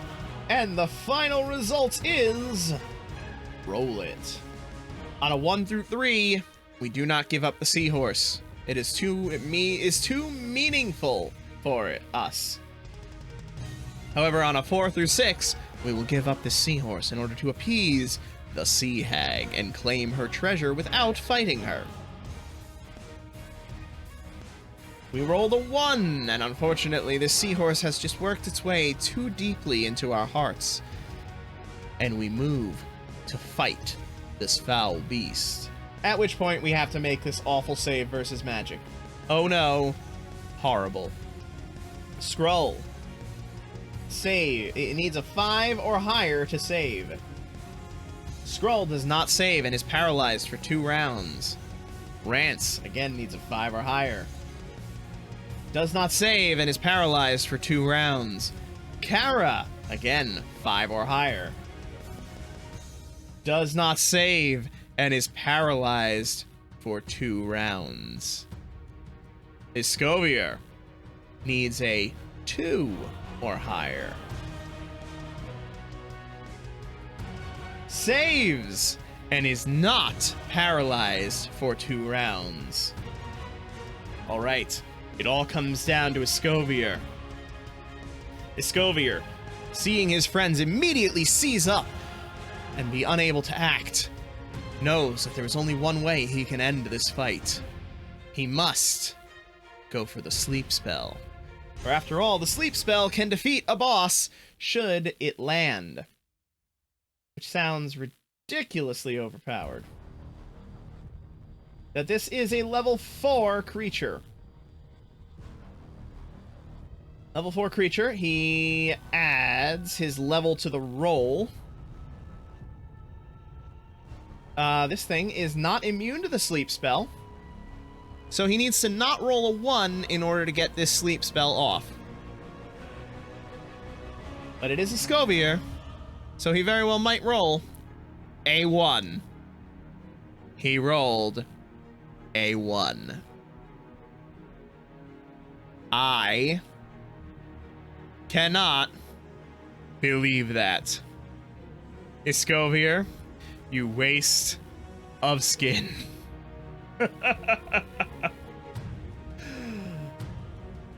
Okay. Well, with that, the Sea Hag gets to go, because none of the other party members can act for this round. She will go for the 2 party members up front, Skrull and Rance, because I can control who it attacks.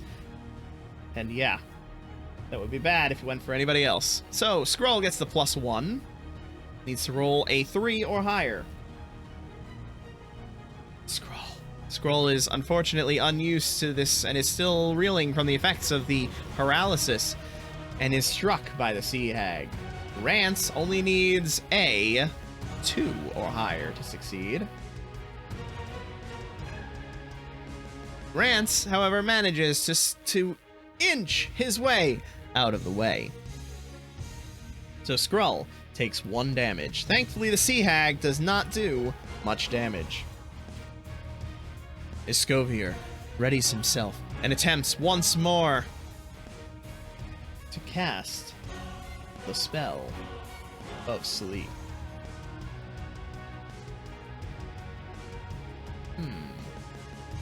Alright. Once more, he will try.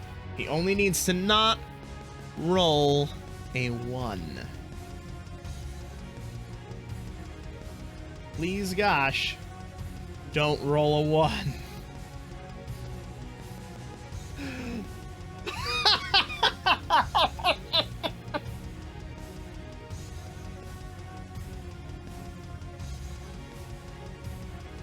Oh my gosh, Escovier.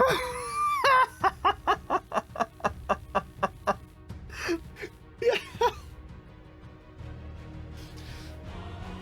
1 in 36 chance of rolling 2 1s in a row. Oh, goodness me. And with that, the Sea Hag laughs at the attempt to cast that sleep spell and lays in once more to Skrull and Rance. Skrull, however, manages to avoid the attack, as does Rance. And now, Kara. Flames in her eyes, surges to life.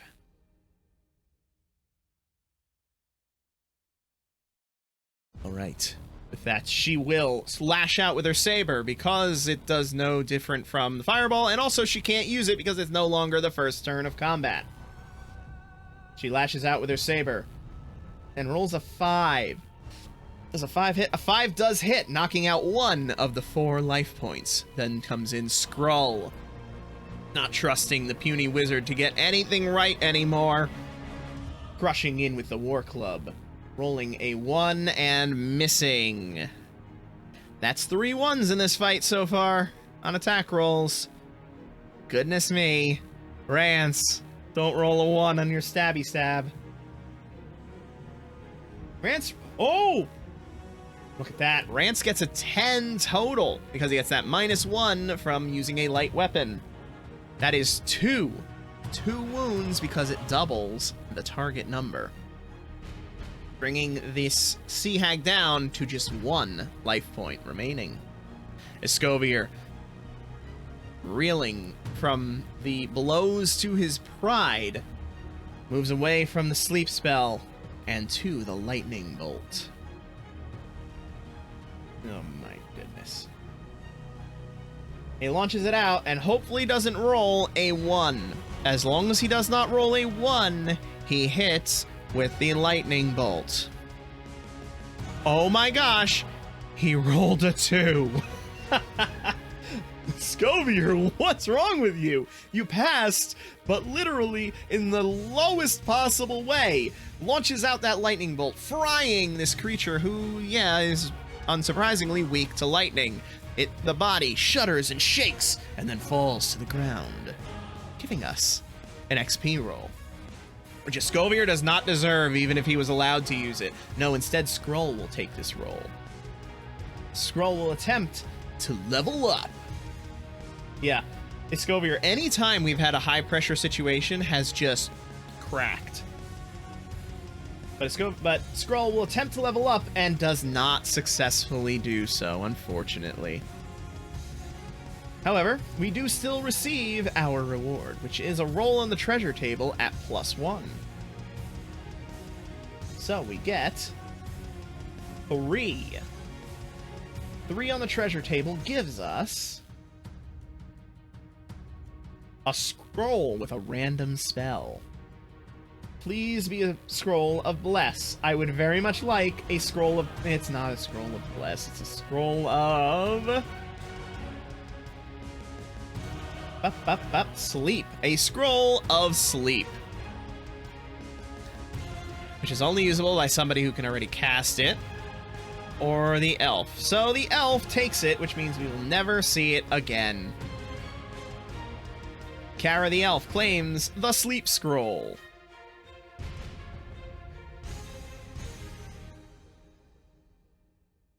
However, that is now another boss conquered. Kara the Witch. Another boss conquered, which means next time we encounter a boss, she probably will sell it. Next time we encounter a boss, it will be at +2, which means if we will only need to roll a 4 or higher to find the final boss. Alright, continuing with our path, we will take the southern doorway out of here.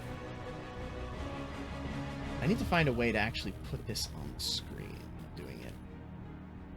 Next time we play this, because I am definitely going to do more streams of this game, because I love this. And I hope that you guys enjoy it too, but I certainly do. So we get a 65. With a 65, we get... What do we get? What do we get? What do we get? A 65. We find another snaking corridor. Wow. Which is good because it had a chance of not fitting. But because of the snaking path this room takes, we do manage to make it through. Alright, and within this room we find... 7. What is 7? We find a minion. And this minion is... As we enter this snaking corridor, we feel something in the water. We feel a tremor as something slides through it, and we see a head rounding the corner. D3 reef sharks. So we'll roll the d6 and cut it in half, rounding up. Oh no, we get 3 reef sharks. Level 4, no treasure. They frenzy if they smell blood. If a character loses 1 life point, roll a second defense roll to see if they lose another life point. Oh no. The others look to Kara, who launches out her bolts of fire. Oh, just barely hitting, managing to take out just 1 of the reef sharks. Likewise, Escovier launches out with his lightning bolt, attempting to take another one down. And he succeeds. Good gosh, he succeeds. Unfortunately, I don't believe that it has the chance of dealing extra damage. Yes, it kills just 1, but it hits. So successfully taking down the second of the 3 reef sharks. Now, Skrull lunges forward. Still so very... Oh, we got a clue, didn't we? One of our guys was supposed to get a clue from one of those fights. We'll give it to Rance. I forgot to actually give it to him. And that clue is extremely important. Alright. So... what was I saying? Alright, Skrull launches his attack. They are level 4. He has a +3. He just needed a 1. Yeah, lightning and water doesn't actually do extra damage. I mean, this is a very, simple system, so it doesn't account for many things like that. But I would say if you're playing by yourself when you're doing this, absolutely give it extra damage. Why not? Not that it matters, because the lightning bolt just kills one minion when it strikes anyway. Just straight up kills one. Anyway, however, Skrull brings down the War Club, striking the last Reef Shark out of the air. Unfortunately, there is no treasure. But now we only need 2 more minion fights in order to get another level up roll. More importantly, however, we now have enough clues to get that clue benefit. We have found a clue to something big. Discovered a major secret. The character immediately makes 1 XP roll. Ooh, that's nice. So, let's have Rance make his XP roll. He succeeds. Rance levels up. That's great. Yeah, no thanks. We don't need to encourage that shark fin soup stuff. None of that nonsense. But Rance manages to level up. Look at that. I didn't realize that clues let you level up, but that's very important and good to know. So Rance is now level 3. If we can ever actually have him outnumber things and get his bonus to attack rolls, it might be important. What is his ring? Oh, he has a ring of teleport, doesn't he? Oh, I don't remember what that does. Interesting. But anyway, he also gets a bonus. What does he want? What does he want? Oh man, there's so many.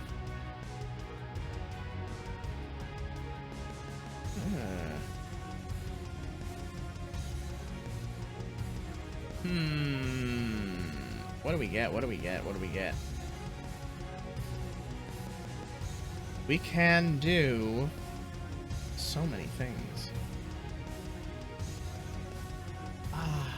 Sorry, I'm trying to determine. There are a lot of we can learn the weakness of a monster. Yep, we're gonna take that weakness of a monster and hopefully use it on the final boss. So when we finally find the final boss, we will get a +2 to attack rolls on that monster for the entire combat. So once we eventually find that final boss, we will be able to hopefully burn it down quick. Right, and we return to exploring the dungeon. We explore now. Where do we go? Where do we go? We continue down this path into room 63. Room 63 is... Ooh. We find a straight corridor heading south. A door to the west and a door to the east. The end continuing into probably another open room. And within this room we find, within this corridor, important distinction, we find a boss waiting for us. Oh no. Here we go. We have to roll a d6 and see if this is the final boss. On a roll of 4 or higher, it is in fact the final boss. Nope, it is not. So, our fight is now against...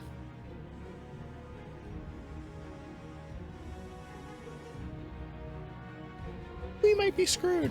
We might need to use our little bonus a little early here, as within this long, thin corridor, we suddenly notice some holes in the walls. As tentacles begin to work their way inside, and we find ourselves in a fight to the death against the Kraken. This is a level 6 creature. 5 life, 2 attacks, but if we beat it, we get 2 treasure rolls. Oh my goodness. This is gonna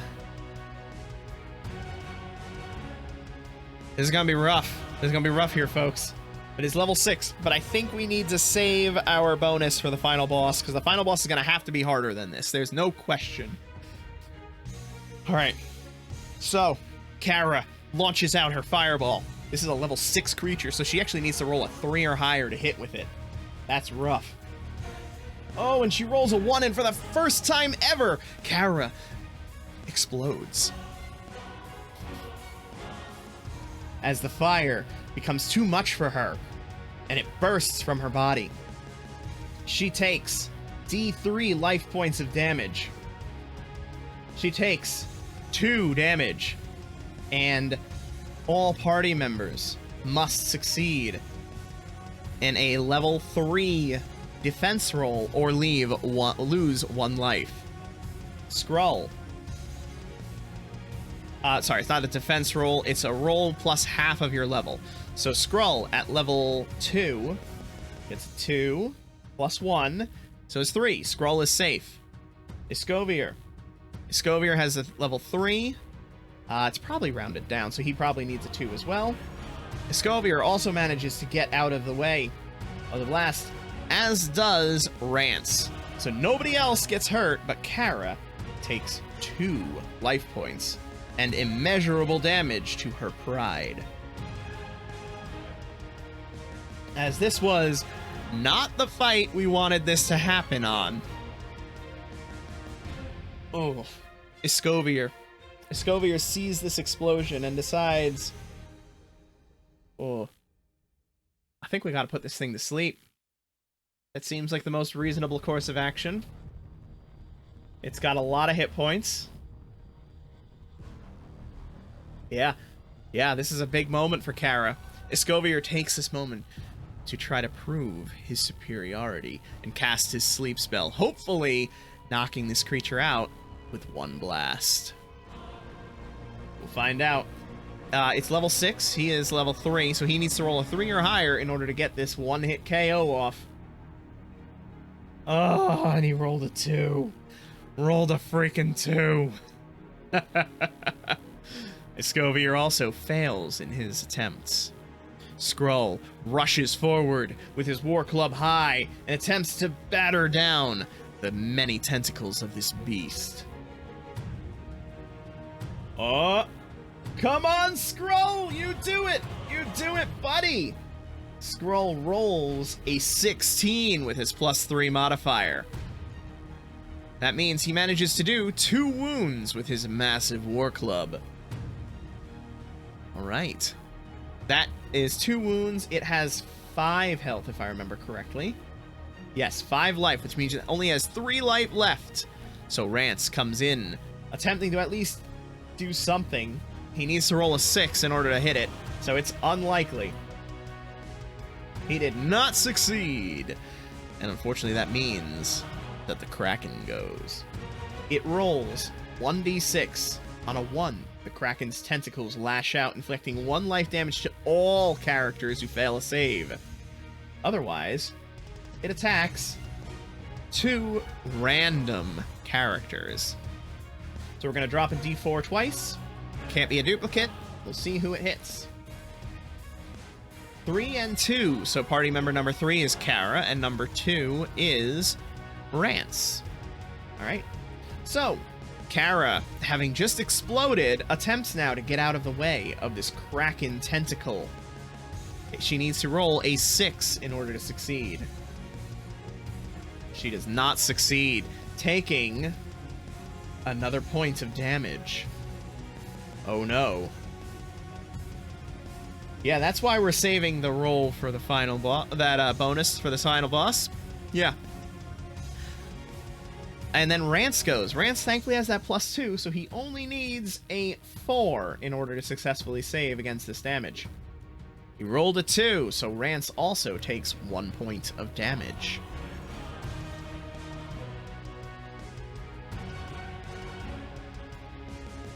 Bring us now to our party. Skrull, reveling in the fact that he's the only one who managed to hit the thing, rushes forward and again attempts to smack it with its club. He actually has that +3, so he only needs to roll a 3 in order to hit. And he does. He hits successfully, knocking away another life point, bringing it down to 2. Then Escovier comes up, forgoing that sleep spell, and instead launching out his lightning bolt. He needs a 3 to deal 2 points of damage, and if he hits, This thing is dead. Oh my god, I thought it was gonna be a 1. But it was a 7. 7 plus 3 is 10. Launching out for the 2 points of damage. Enough to bring down this monstrous beast. We've now taken down our 3rd boss, which means next time we are at a +3 to find the final boss. We get 2 treasure rolls at +1. We have a 4 and a 4, so we have 2 5s for our treasure. Ooh, which means we find 2 pieces of jewelry, each worth 3d6 plus times 10 gold pieces. So the first one is worth 70 gold pieces, and the next is worth 90 gold pieces. Scroll takes the more expensive shiny as the one who did the most, and then Escovier takes the other as the other one who did something.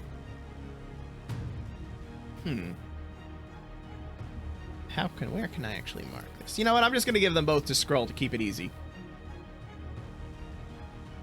Scroll just goes in, and he's not a greedy one, but they trust him to hold on to it.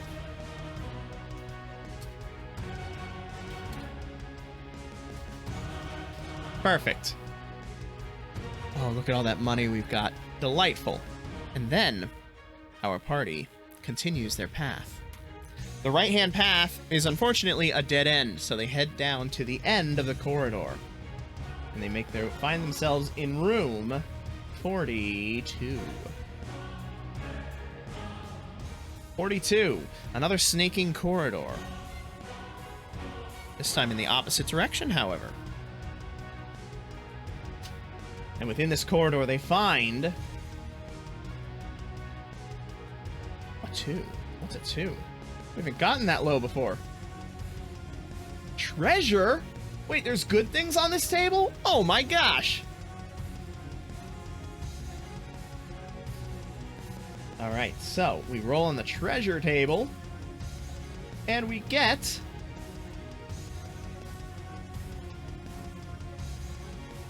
one gem worth 2d6 times 5 gold pieces. So a gem worth 40 gold pieces. Nice. Once again, our equipment bearer grabs it. So he has a 20 and a 40 gold piece gem. Awesome. We continue down to the edge of that corridor to see if it is a dead end. It might be, because I am almost at the edge of the paper, and it is room 52. Room 52. We find ourselves at a dead end, as it is too large to fit within that space. So we backtrack 1 room. Check for wandering monsters. There is no wandering monster. And then we make our way out the side door. This leads to room... This leads to room 42. Yeah, it's a little weird, but it's actually, like, if you can't unfortunately see it, let's see if this will actually focus. It's actually creating a nice dungeon here for us.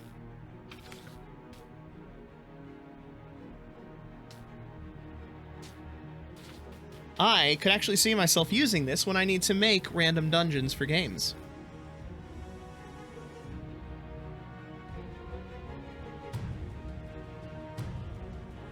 But I do agree that it's kind of nicer when you actually have the map and a little bit of story rather than just random things happening. But again, the game, it's a solo game. You can only have so much planning when you're doing it, I suppose. When you don't have a game master telling you what's going to happen. So we find our way into this next corridor. And within we find 12. Uh-oh. Yeah, I get it. I definitely get it. However, it is an empty corridor. Alright. Since it is, yeah, oh, if this had been a room, this would have been a dragon's lair. Good thing that didn't happen. Alright, we make our way to the end of this corridor. We make it to room 44. 44.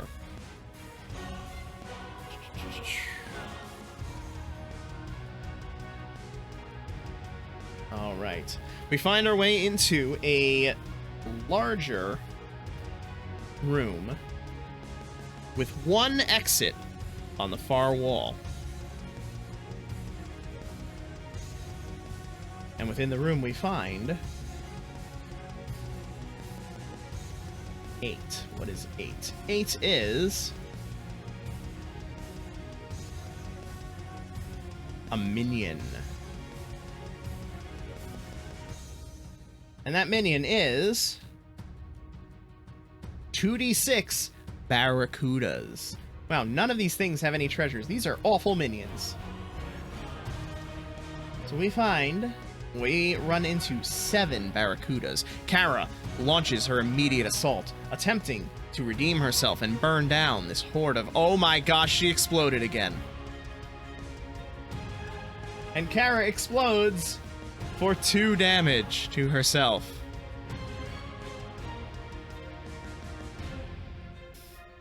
Wow. Kara, what's happening to you?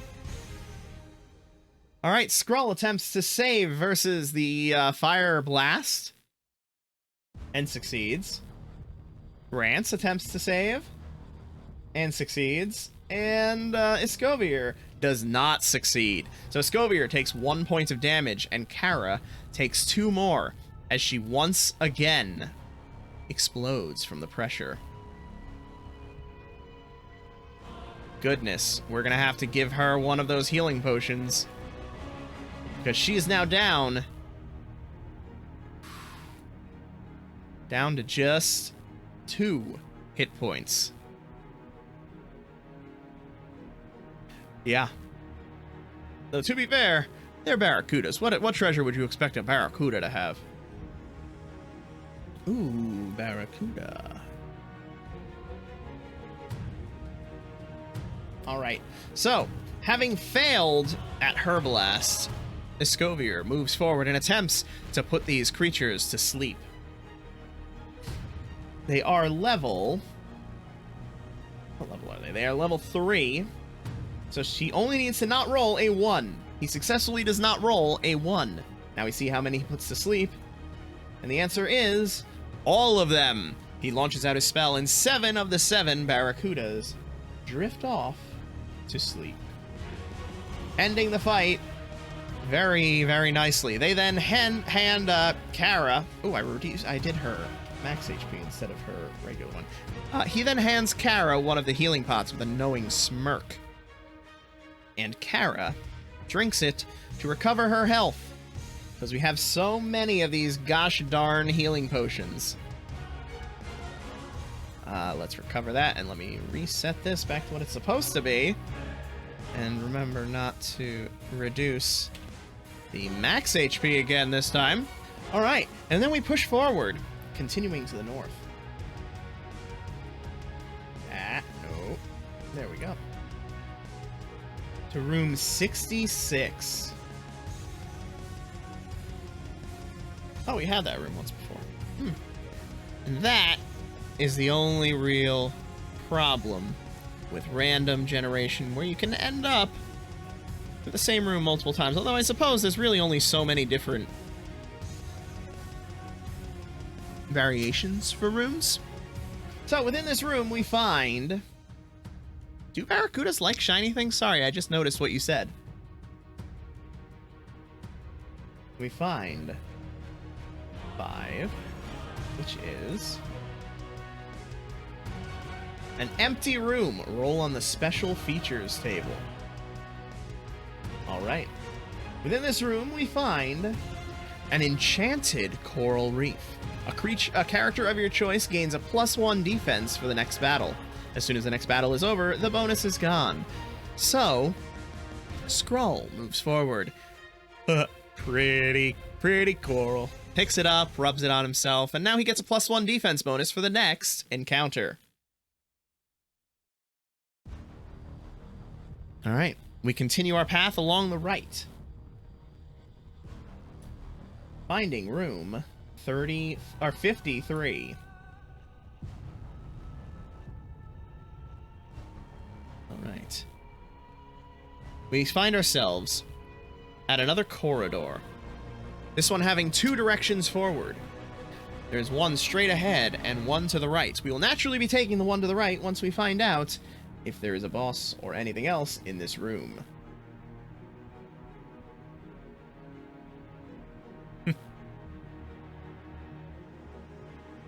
This was a shift in tone for the music, was it?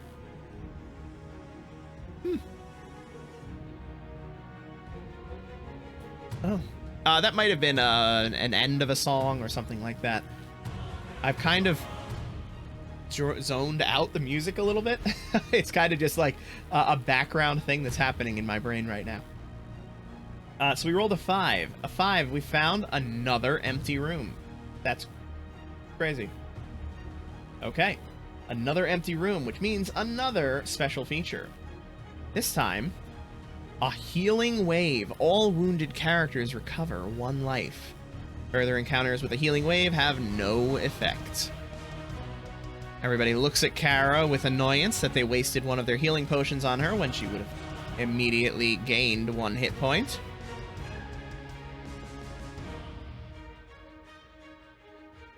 Yeah, that is nice that there are things, and you can actually search empty rooms too. But when you search an empty room, you might find treasure, or you might find a bad thing. And it is my party's goal to get out of here as quickly as possible after some of the horrible things that have happened to them, like their fire witch exploding twice in a row. So, they want to find this final boss and get the heck out of here.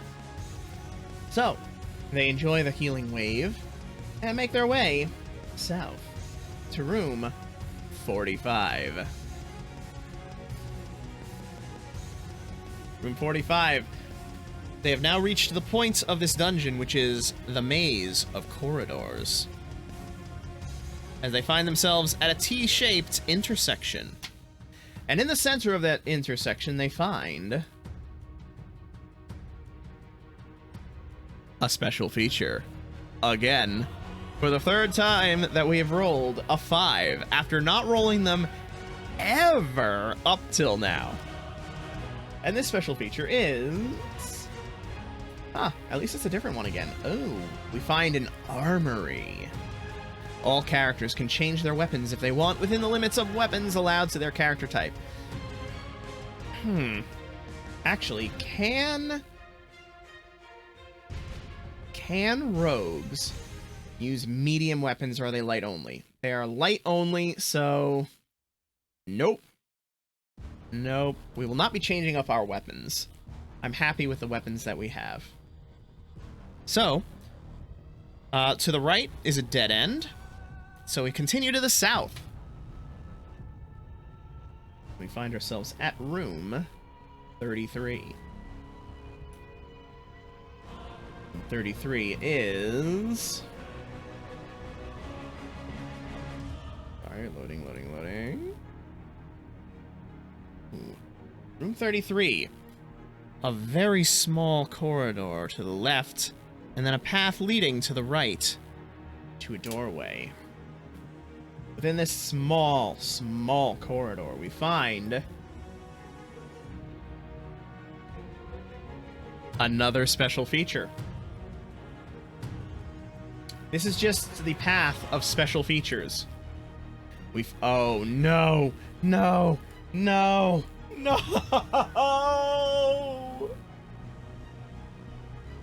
We find dark waters. We found the healing waters. Now we find the dark waters. A random character is cursed and now has -1 on his attack rolls. He must either be cured by a healing wave, which is a result we cannot have again, or have a blessing or healing spell cast upon him. Alright, let's find out who it is. Who is cursed this time? And it's Skrull. Poor Skrull, getting cursed once more. This is why he's a barbarian and hates magic.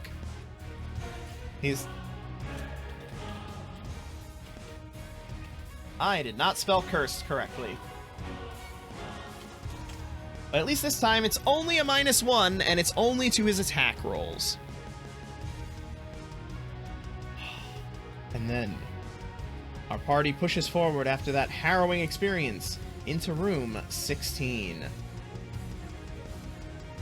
Ooh. The path moves forward into a larger room.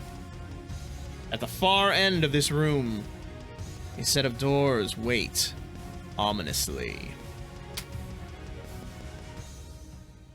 And within it we find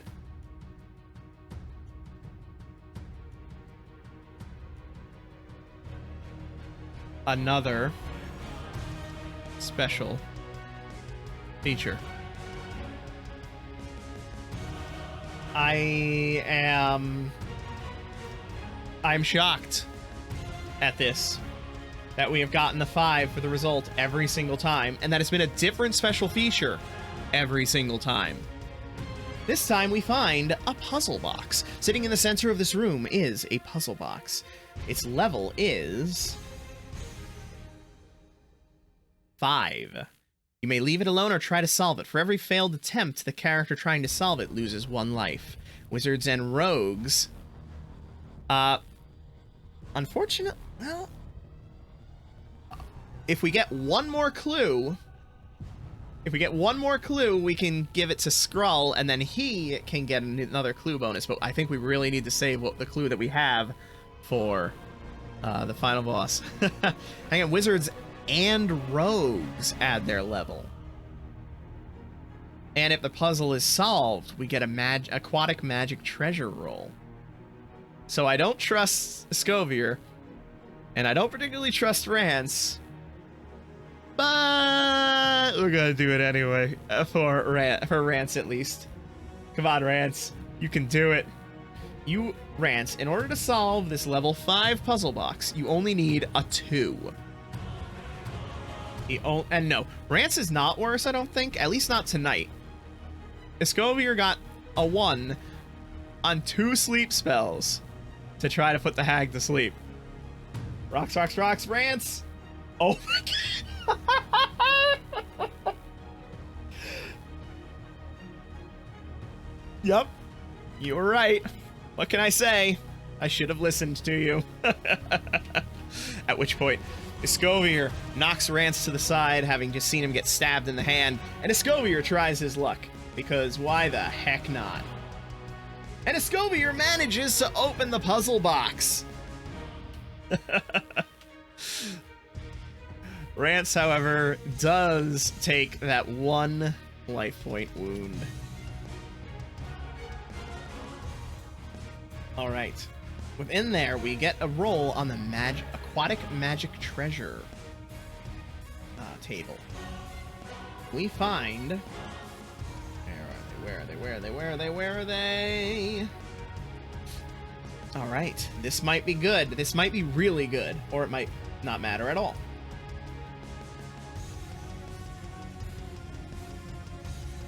We get the Wand of Squid. Allows the user to entangle 1 boss or D6 plus level minions. Add the user's level to attack the target.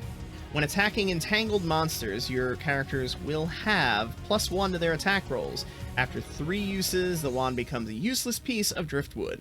Its powers do not work on... Word that I will paste into the chat because I have no idea how to pronounce this. Kaisellas? Sure, why not? That word. Squids or krakens. The wand also works even outside of water. And we will give that Wand of Squid to... Ooh.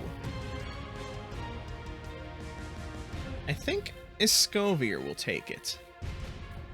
No, Escovier's spells are too useful. Rance is going to take it because in combat against bosses, he tends to not be very useful.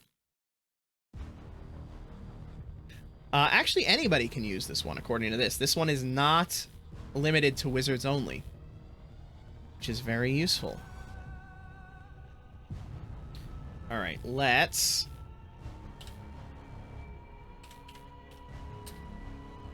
Squid Wand. I spelled it wrong. I'm just going to call it Squid. Okay. Because now Rance will be able to use that at the start of combat. Yeah, I can't blow it up in anybody's face. There's no danger of that. They just add their level to attack to hit them, and if they succeed, congratulations, they're entangled, and everybody gets a +1, which if we use that on the final boss, in addition to the +2 from Rance, that's a +3 to hit for the entire combat, which will be amazing and let us just decimate that boss. I hope, assuming we ever find it. Then we push forward past this ominous room of puzzles into room 35. I feel like we've seen room 35. We have... Oh! Beyond this puzzle chamber, we find a dead-end room. What secrets lie within this hidden chamber? It's not a special feature. Oh my goodness. We find our 10th minion fight, which means at the end of this fight, we will get an XP roll. All right, we find... What do we find? We find roll 2. Gives us 2d6 fishmen. Nice easy fight, hopefully. Oh no, there's 10 of them. All right, we start off with Kara. Kara launching her big boom. Hopefully not exploding for the 3rd time! Kara! Kara, what happened to you? What happened to you, Kara? Kara takes 2 damage. Skrull manages to save himself from the explosion, as does France, and as does Escovier. Oh my god. Kara. Kara, what happened to you? It's just that one time you exploded, and now you're just going to explode every single time. Oh goodness me. Making up for all of those 6s. Alright, Escovier then attempts his sleep spell. He gets it off, and he puts 5 plus 3, 8 of the 10 fishmen to sleep. Ah, that's true. It's the water. Yeah, obviously the water is messing with the fire. Even though it's magic fire, it is messing with the effectiveness of it. Makes sense to me. But he puts 8 of the fishmen to sleep. Or the feeple. I think that's what they were called. Skrull then comes in and attempts to finish them off. And he does so with a 7, bashing the last 2 feeple and taking their treasure. And their treasure is... Is that a scroll with a random spell? And the spell is Please Be a 1! Yes! Yes! We get the Scroll of Blessing! We get the Scroll of Blessing, which Escovier immediately uses to uncurse Skrull. It is the only magical effect that he is allowed to accept, because it is divine. Oh, yes. And Skrull is no longer cursed. Oh, he does, however, still have a peg leg. And now we have to backtrack through 1, 2, 3, 4, 3 rooms.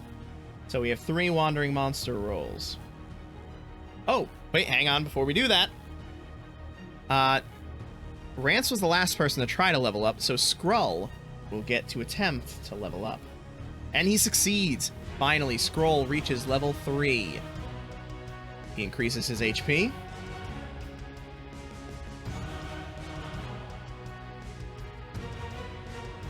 His attack bonus goes up to a +4. Or a +3 if he's not using a heavy weapon. And his level is now 3. Oh, thank you. Okay.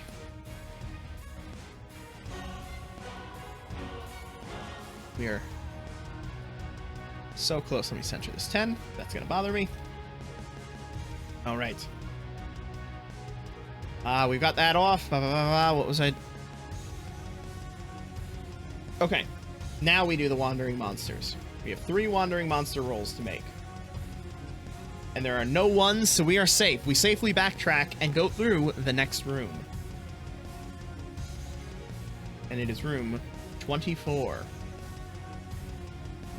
Room 24. We find ourselves in a small box-like room with an exit to the north and an exit to the south. And within the room, there waits. Within the room, there waits 10. That's a 10. Oh. A weird monster. We find within this room something strange.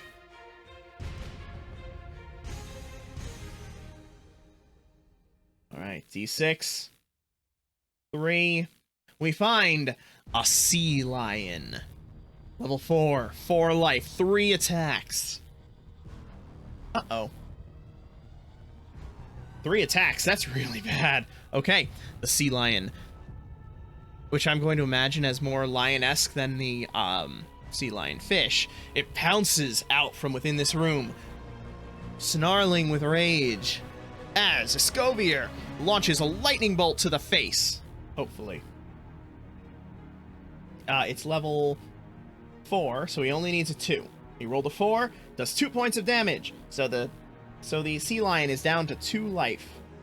At which point, Kara is a little bit hesitant about using her ability again. So Skrull will rush in with the War Club and get a 9, which is enough to do 2 points of damage. Quick and easy fight against this sea lion. Alright, I'm not going to complain about it. And we get 1d6 gold pieces. Yay. But I think we get a level up roll from that. I could be wrong. Let me see. Leveling up. Nope. Oh wait. Do they count as... I'm going to say no. Because it doesn't specifically say weird, so we'll say no. Alright. So, with that, we push forward. The room to the south is a dead end. The room to the north, however... we find room 15. Trying to speed through this because we're so close to the end. We find a relatively large room with an exit to the west and one to the east. Quick glance reveals the exit to the west to be a dead end.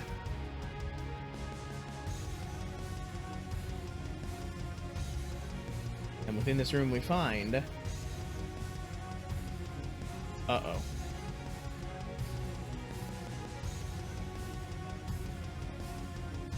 Within this room, we find a dragon. A small dragon's lair. Uh-oh. Oh, it may be the final boss, so we have to check and see if this is the final boss, in which case, if it is replaced with the final boss from the story. We have fought three bosses so far. It may not be a dragon. We'll find out. We have fought the sea serpent, the demon, blah, blah, blah. Yes, we have fought 3, so it's +3, which means if we roll a 3 or higher, it is not a dragon and is instead the final boss. Rolled a 4. Dragon is kaput, replaced by the final boss of this adventure. Are we ready to see what happens next? Okay. Within this room, you find a summoning circle.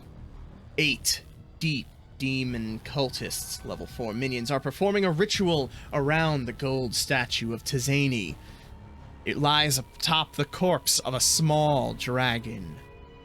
They are completely focused on this summoning spell. If your party is led by a rogue, you have a +1 to your attack on your first turn. We must... oh no. You must slay the 8 cultists on your first turn, or the avatar is summoned at full strength. If you slay the cultists, the avatar is summoned, but weakened. Alright, this is the place for Kara. However, this is also the place where Rance uses his clue to find the weakness of these people. And for this entire combat, we are at +2 to damage. Alright. We were at +2 to our attack rolls, which is fantastic for Kara. Kara, she moves forward, ready to redeem herself, the fire again blazing in her eyes as she points her hands forward and lets loose a torrent of flame.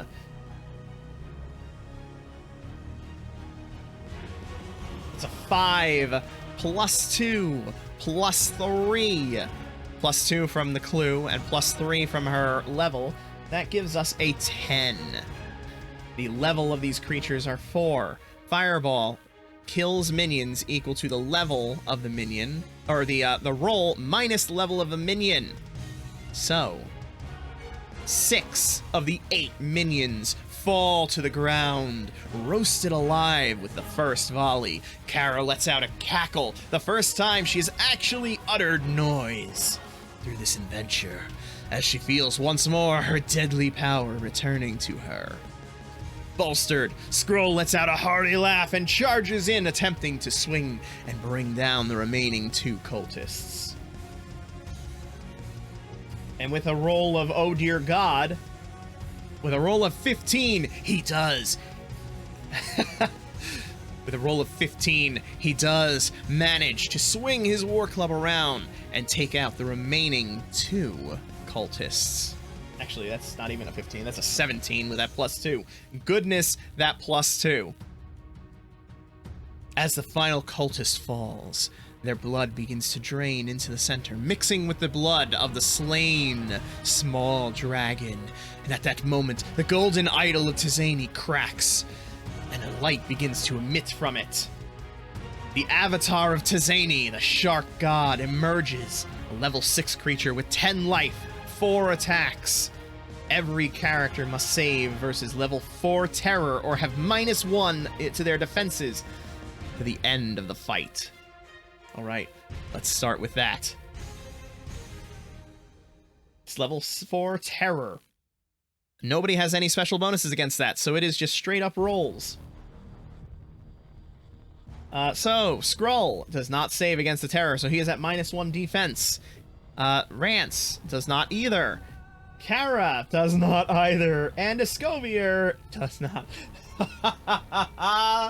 So my entire party is at -1 defense for the remainder of this fight. However, Rance, seeing his opportunity, takes the squid, the wand of squid, and launches his entangling blast at the creature. He adds his level to the strike, if I remember correctly. Let me make sure. Adds level to the attack, plus the 2, so he is at +5 on his roll to try to entangle this monster. Oh, it's -1 level, -1 life, and -1 attack because of being weakened.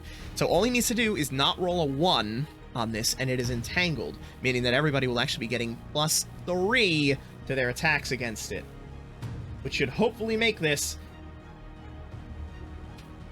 We good, Rance. Good job. Alright. Kara has... This is the same combat, so Kara cannot launch her fireball again, unfortunately. Not that it really does as much damage against these things anyway. She launches forward with her saber, rolling at a +6 to try to deal damage to this thing. She strikes with a 9, managing to take a wound from it. bringing it down to 9 life. Skrull then charges in with his War Club High, bringing it down upon this avatar of the Shark God.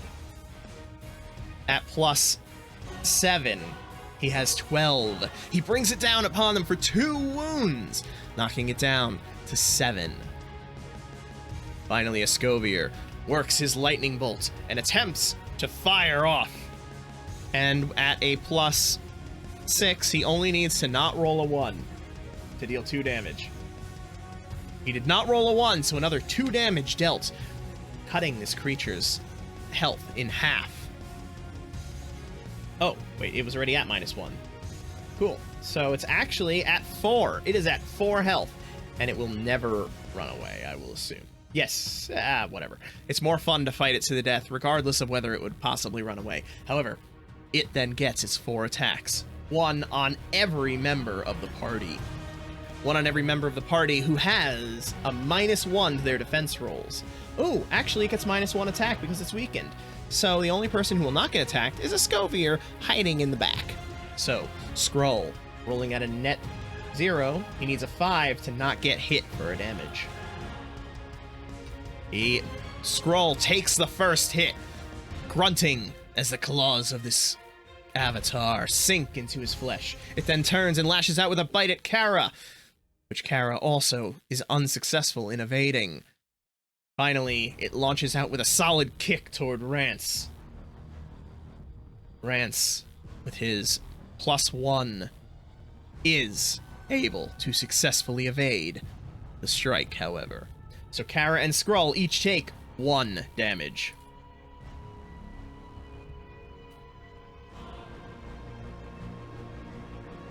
And we go back to the start of our order.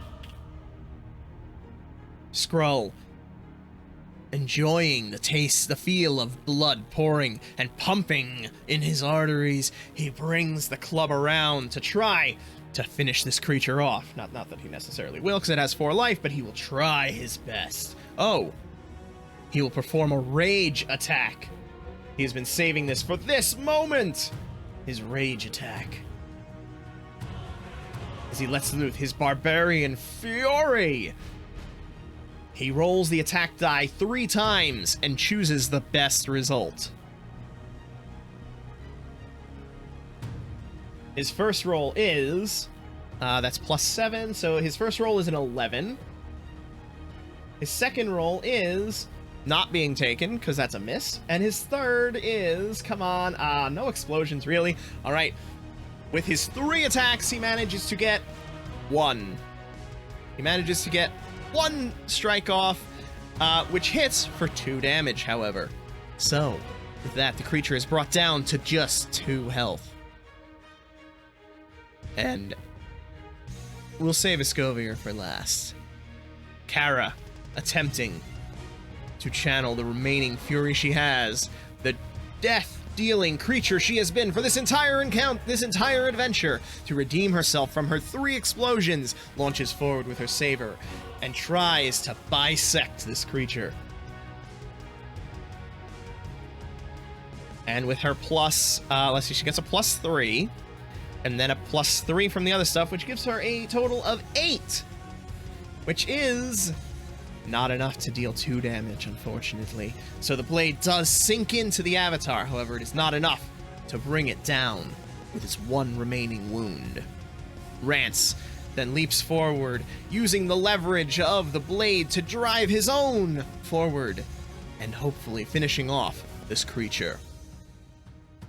1 point of health left. All Rance needs to do is beat a 5 with his roll. He has a +3, -1, so he has 2. So he needs a 3 or higher in order to finish this creature off. And he rolls a 2. And Rance tries to bring his blade forward, but the Shark God smacks it away, proving once again that Rance is just not good at attacking things. Bad rogue.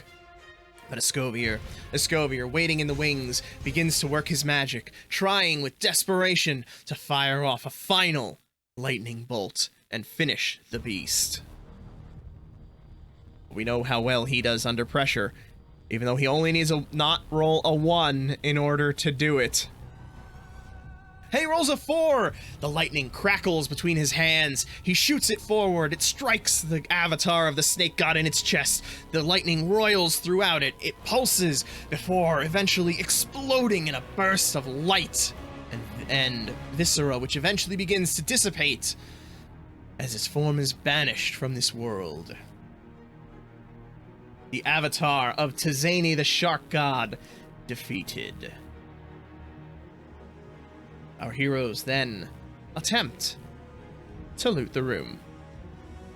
With 3 treasure rolls, we get a 5, a 4, and a 2. So, in addition to the golden idol of Tizeni that they came for, they find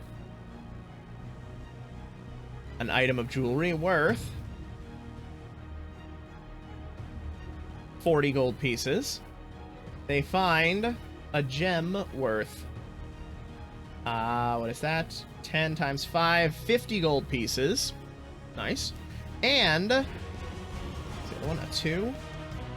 2d6 gold pieces. That's correct. We need to get out of here now. We need to get out of here with the idol. So we get 6 gold pieces. I'm not going to worry about assigning them right now. I'm just going to note that we have it. Oh goodness, Naveen, you have 12 tokens. Alright, how many rooms do we actually need to go through in order to get out of here? Let me just count this up. We have 1, 2, 3, 4, 5, 6, 7, 8, 9, 10, 11, 12, 13 rooms. The entrance does not count. We have 12 rooms to get through. 12 rooms. So, 1, 2, 3, 4, 5, 6, 7, 8, 9, 10, 11, 12. Any ones or a wandering monster that we will need to fight on our way out. Oh, goodness.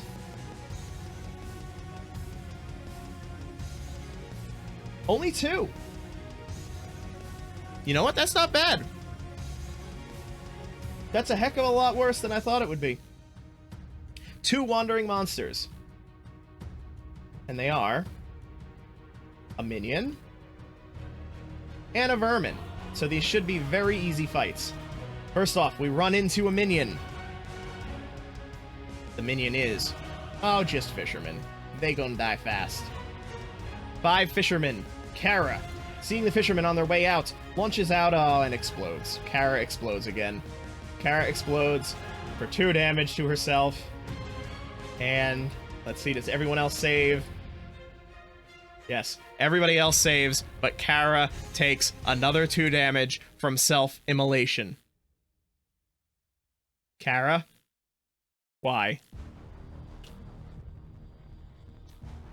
Like, seriously? The next adventure that she goes on has to not be anywhere near water. It's gonna be in a desert. Escovier then launches out with his... He uses his fireball staff. He's done with this. He needs to get out of here. Fireball staff. He uses a charge. Oh my god, fails the roll. We're gonna die to the minions on the way out. Thankfully, he doesn't explode from it.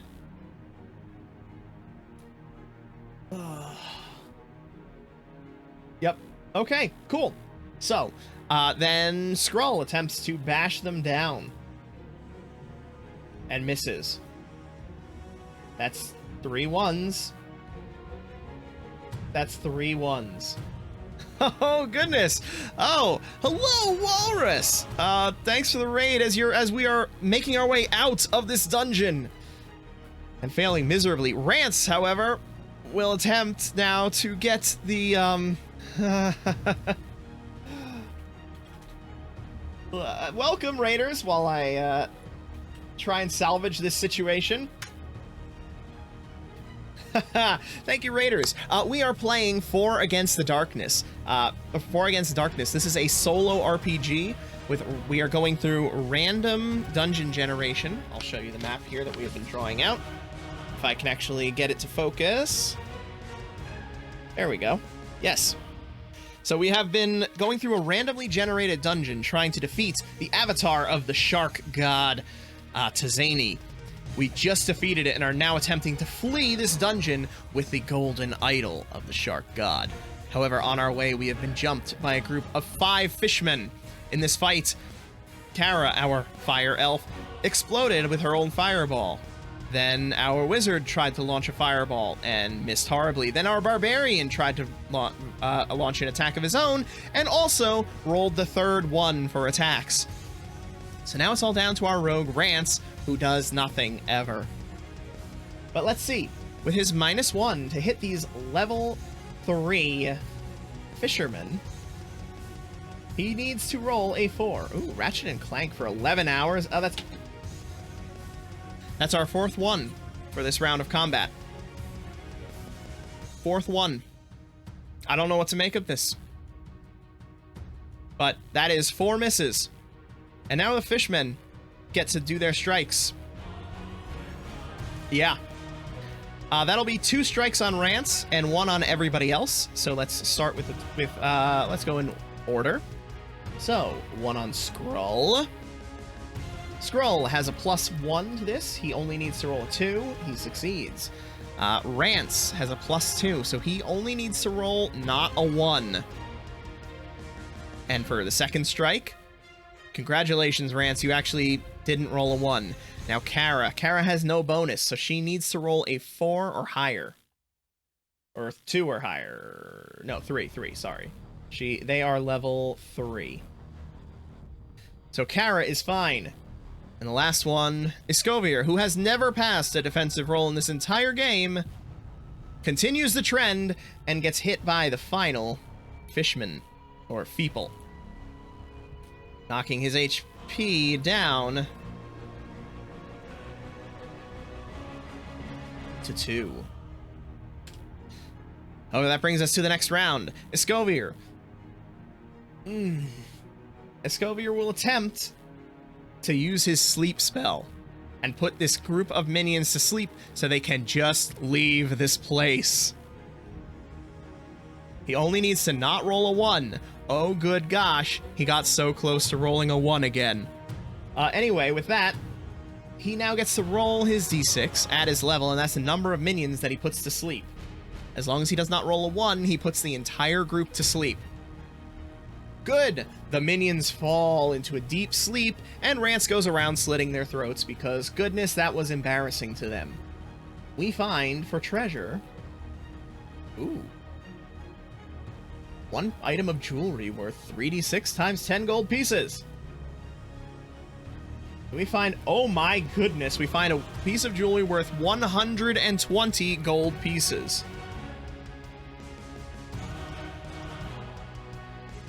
Okay. And now, we continue our... No, Kara does not get it. Kara has exploded too much in these recent fights. However, we then head to the vermin fight. The last thing standing in our way before we manage to exit this dungeon is what? Is D6 +1 sea sprites. So we are facing now 3 sea sprites. Again, they are tiny, so attack rolls against them are at -1. However, Kara, freaking fed up with this, steps forward and attempts to use her fireball. If she rolls a 1, she probably dies, but she probably deserves it.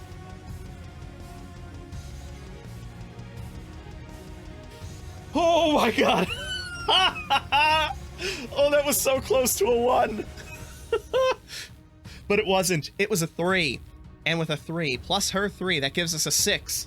These sprites are level 1, -1. So that is a total of 5 for that roll. Fireball knocks out 1 minion for every amount that we have surpassed the level by. So 2 of the 3 sprites go down.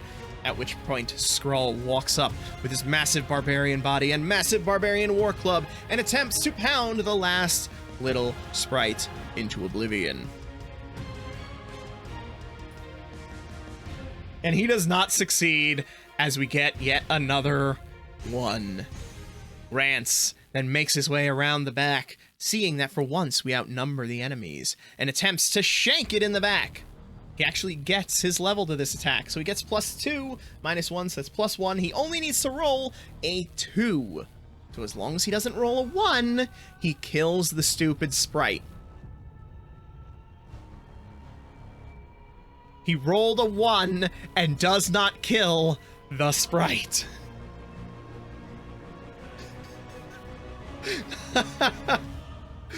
I don't know what to say about this. Except, Escovier, please, shoot it with lightning. What are the odds? Like, seriously, we have had how many ones? We've had 10 ones? Craziness. Crazy. Okay. Escovier comes in with his lightning bolt, and as long as he does not roll a 1, we'll kill this final sprite. Oh my fudging gosh!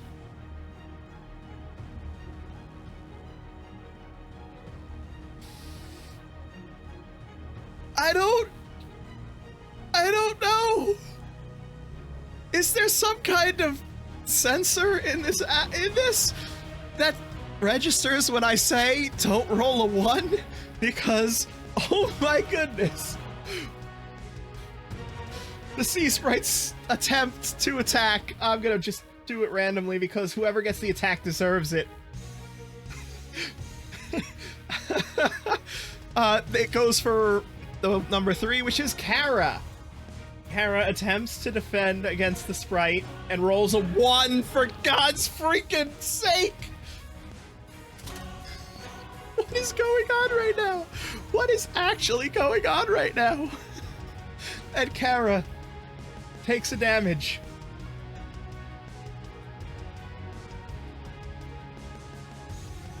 Yeah. Burn that virtual die. I'm gonna do the equivalent of it. And we are now using a different color die. There we go. If I successfully do it. There we go. We are now using the burnt dice. Yeah, Walrus came in and we start rolling ones. Craziness. Okay. So, with that, come on, one of them has to hit. All of them hit with a 1. So let's start at the top. Skrull, don't roll a 1. That was almost a 1. You all saw that, right? You all saw that heading to the 1? Anyway, with a 5, Skrull takes his club and bashes that poor little sprite into the ground, ending the final fight of the dungeon. Oh. Okay. We escape through the dungeon, making our way back to the surface and the boat that takes us to Tizani's Cove. We bring the gold statue of Tizani to Marazzo. We get to select one party member to make an XP roll, not Kara. Alright. Who was the MVP here, folks? Was it Skrull, Escovier, or Rance? Who's getting this level up roll? Actually, it can't be Skrull, so Escovier or Rance? Oh god, Skrull is the only one I feel like deserves it, but he can't have...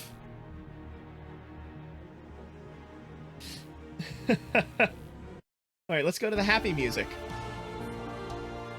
As we have now reached the successful conclusion, I mean, the only other choice is Kara. Does Kara deserve the level up after that performance? Alright, Escovier. If Escovier rolls a 4 or higher, he becomes a level 4 character. Hey, he did it! Escovier, at his 1 remaining hit point, is now level 4. Kara feels great shame in the way she ended this fight. A little bit of humility has been brought to her life through this experience. And she begins to question if her haughtiness might have been a little misguided. Perhaps this will lead to some growth on her part, and she'll be able to move forward and become a better person. Anyway, each of us is officially promoted to captains within the Guild of Thieves. We know contacts in all the major cities of the civilized world and may go to them for assistance with future ventures. Congratulations. We have done it. Oh. So, we get the 200 gold pieces. Let me note that here. And now we have a choice. Do we attempt to steal back the golden idol from Marazzo? We have a rogue, so we could try to do it. However, there is a chance... There's a chance that the rogue gets straight up murdered. And then the rest of our party is stripped of everything. No, we're not that greedy. We're not that greedy. We've gotten the idol. We make it out. And we sigh a sigh of relief at our newly dismembered party members. Our newly peg-legged barbarian and rogue. Our humbled fire elf. And a wizard who is probably feeling a bit more confident now than he should. That wraps it up. That is the end of the Dark Waters adventure. I hope you enjoyed this. This was a lot of fun for me. I really enjoyed this. If you are interested in the game, you can pick it up on DriveThruRPG. I don't think it's terribly expensive. That's an affiliate link. If you click it, if you purchase it, we get a little bit of a percentage from it. But if you enjoyed it, if you would think you would get use out of it, I think it's a great system. I quite enjoyed it. I think we're going to do this again in the future. I don't know if we'll do it again next week, but at some point, I think we're going to return to the adventures of Skrull, Kara, Escovier, and Rance, and see what craziness happens next. Because there are a bunch of adventures that I've got for these, so I think it'll be fun. Anyway, thanks for hanging out. I hope you enjoyed yourselves. Coming up, let me just see what we've got coming up. Because I know we've got some events on the horizon. Coming up on the 22nd, we will have our Grab Bag Gaming Live with some of the viewers. Evil Weasel, Naveen, Walrus, and a Rose in Jersey. So that'll be fun. Come on out and see what I have cooked up for them.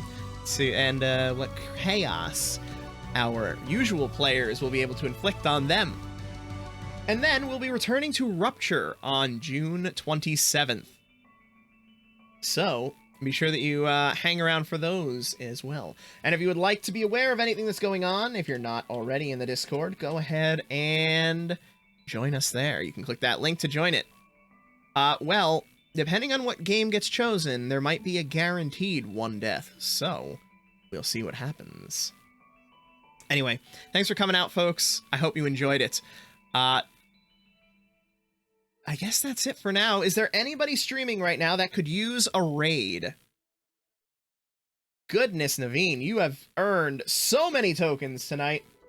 So, anybody need a raid? Let me know. I don't see anybody. So, I guess nobody has any recommendations. Going once, going twice, going 3 times, and sold. Thanks for coming out, folks. I hope you enjoyed it, and I hope that we'll see you again soon. Yeah. Have a great night, folks, and I definitely recommend this game. If you enjoyed it, it's a good solo experience. Have a good night, folks, and a great weekend.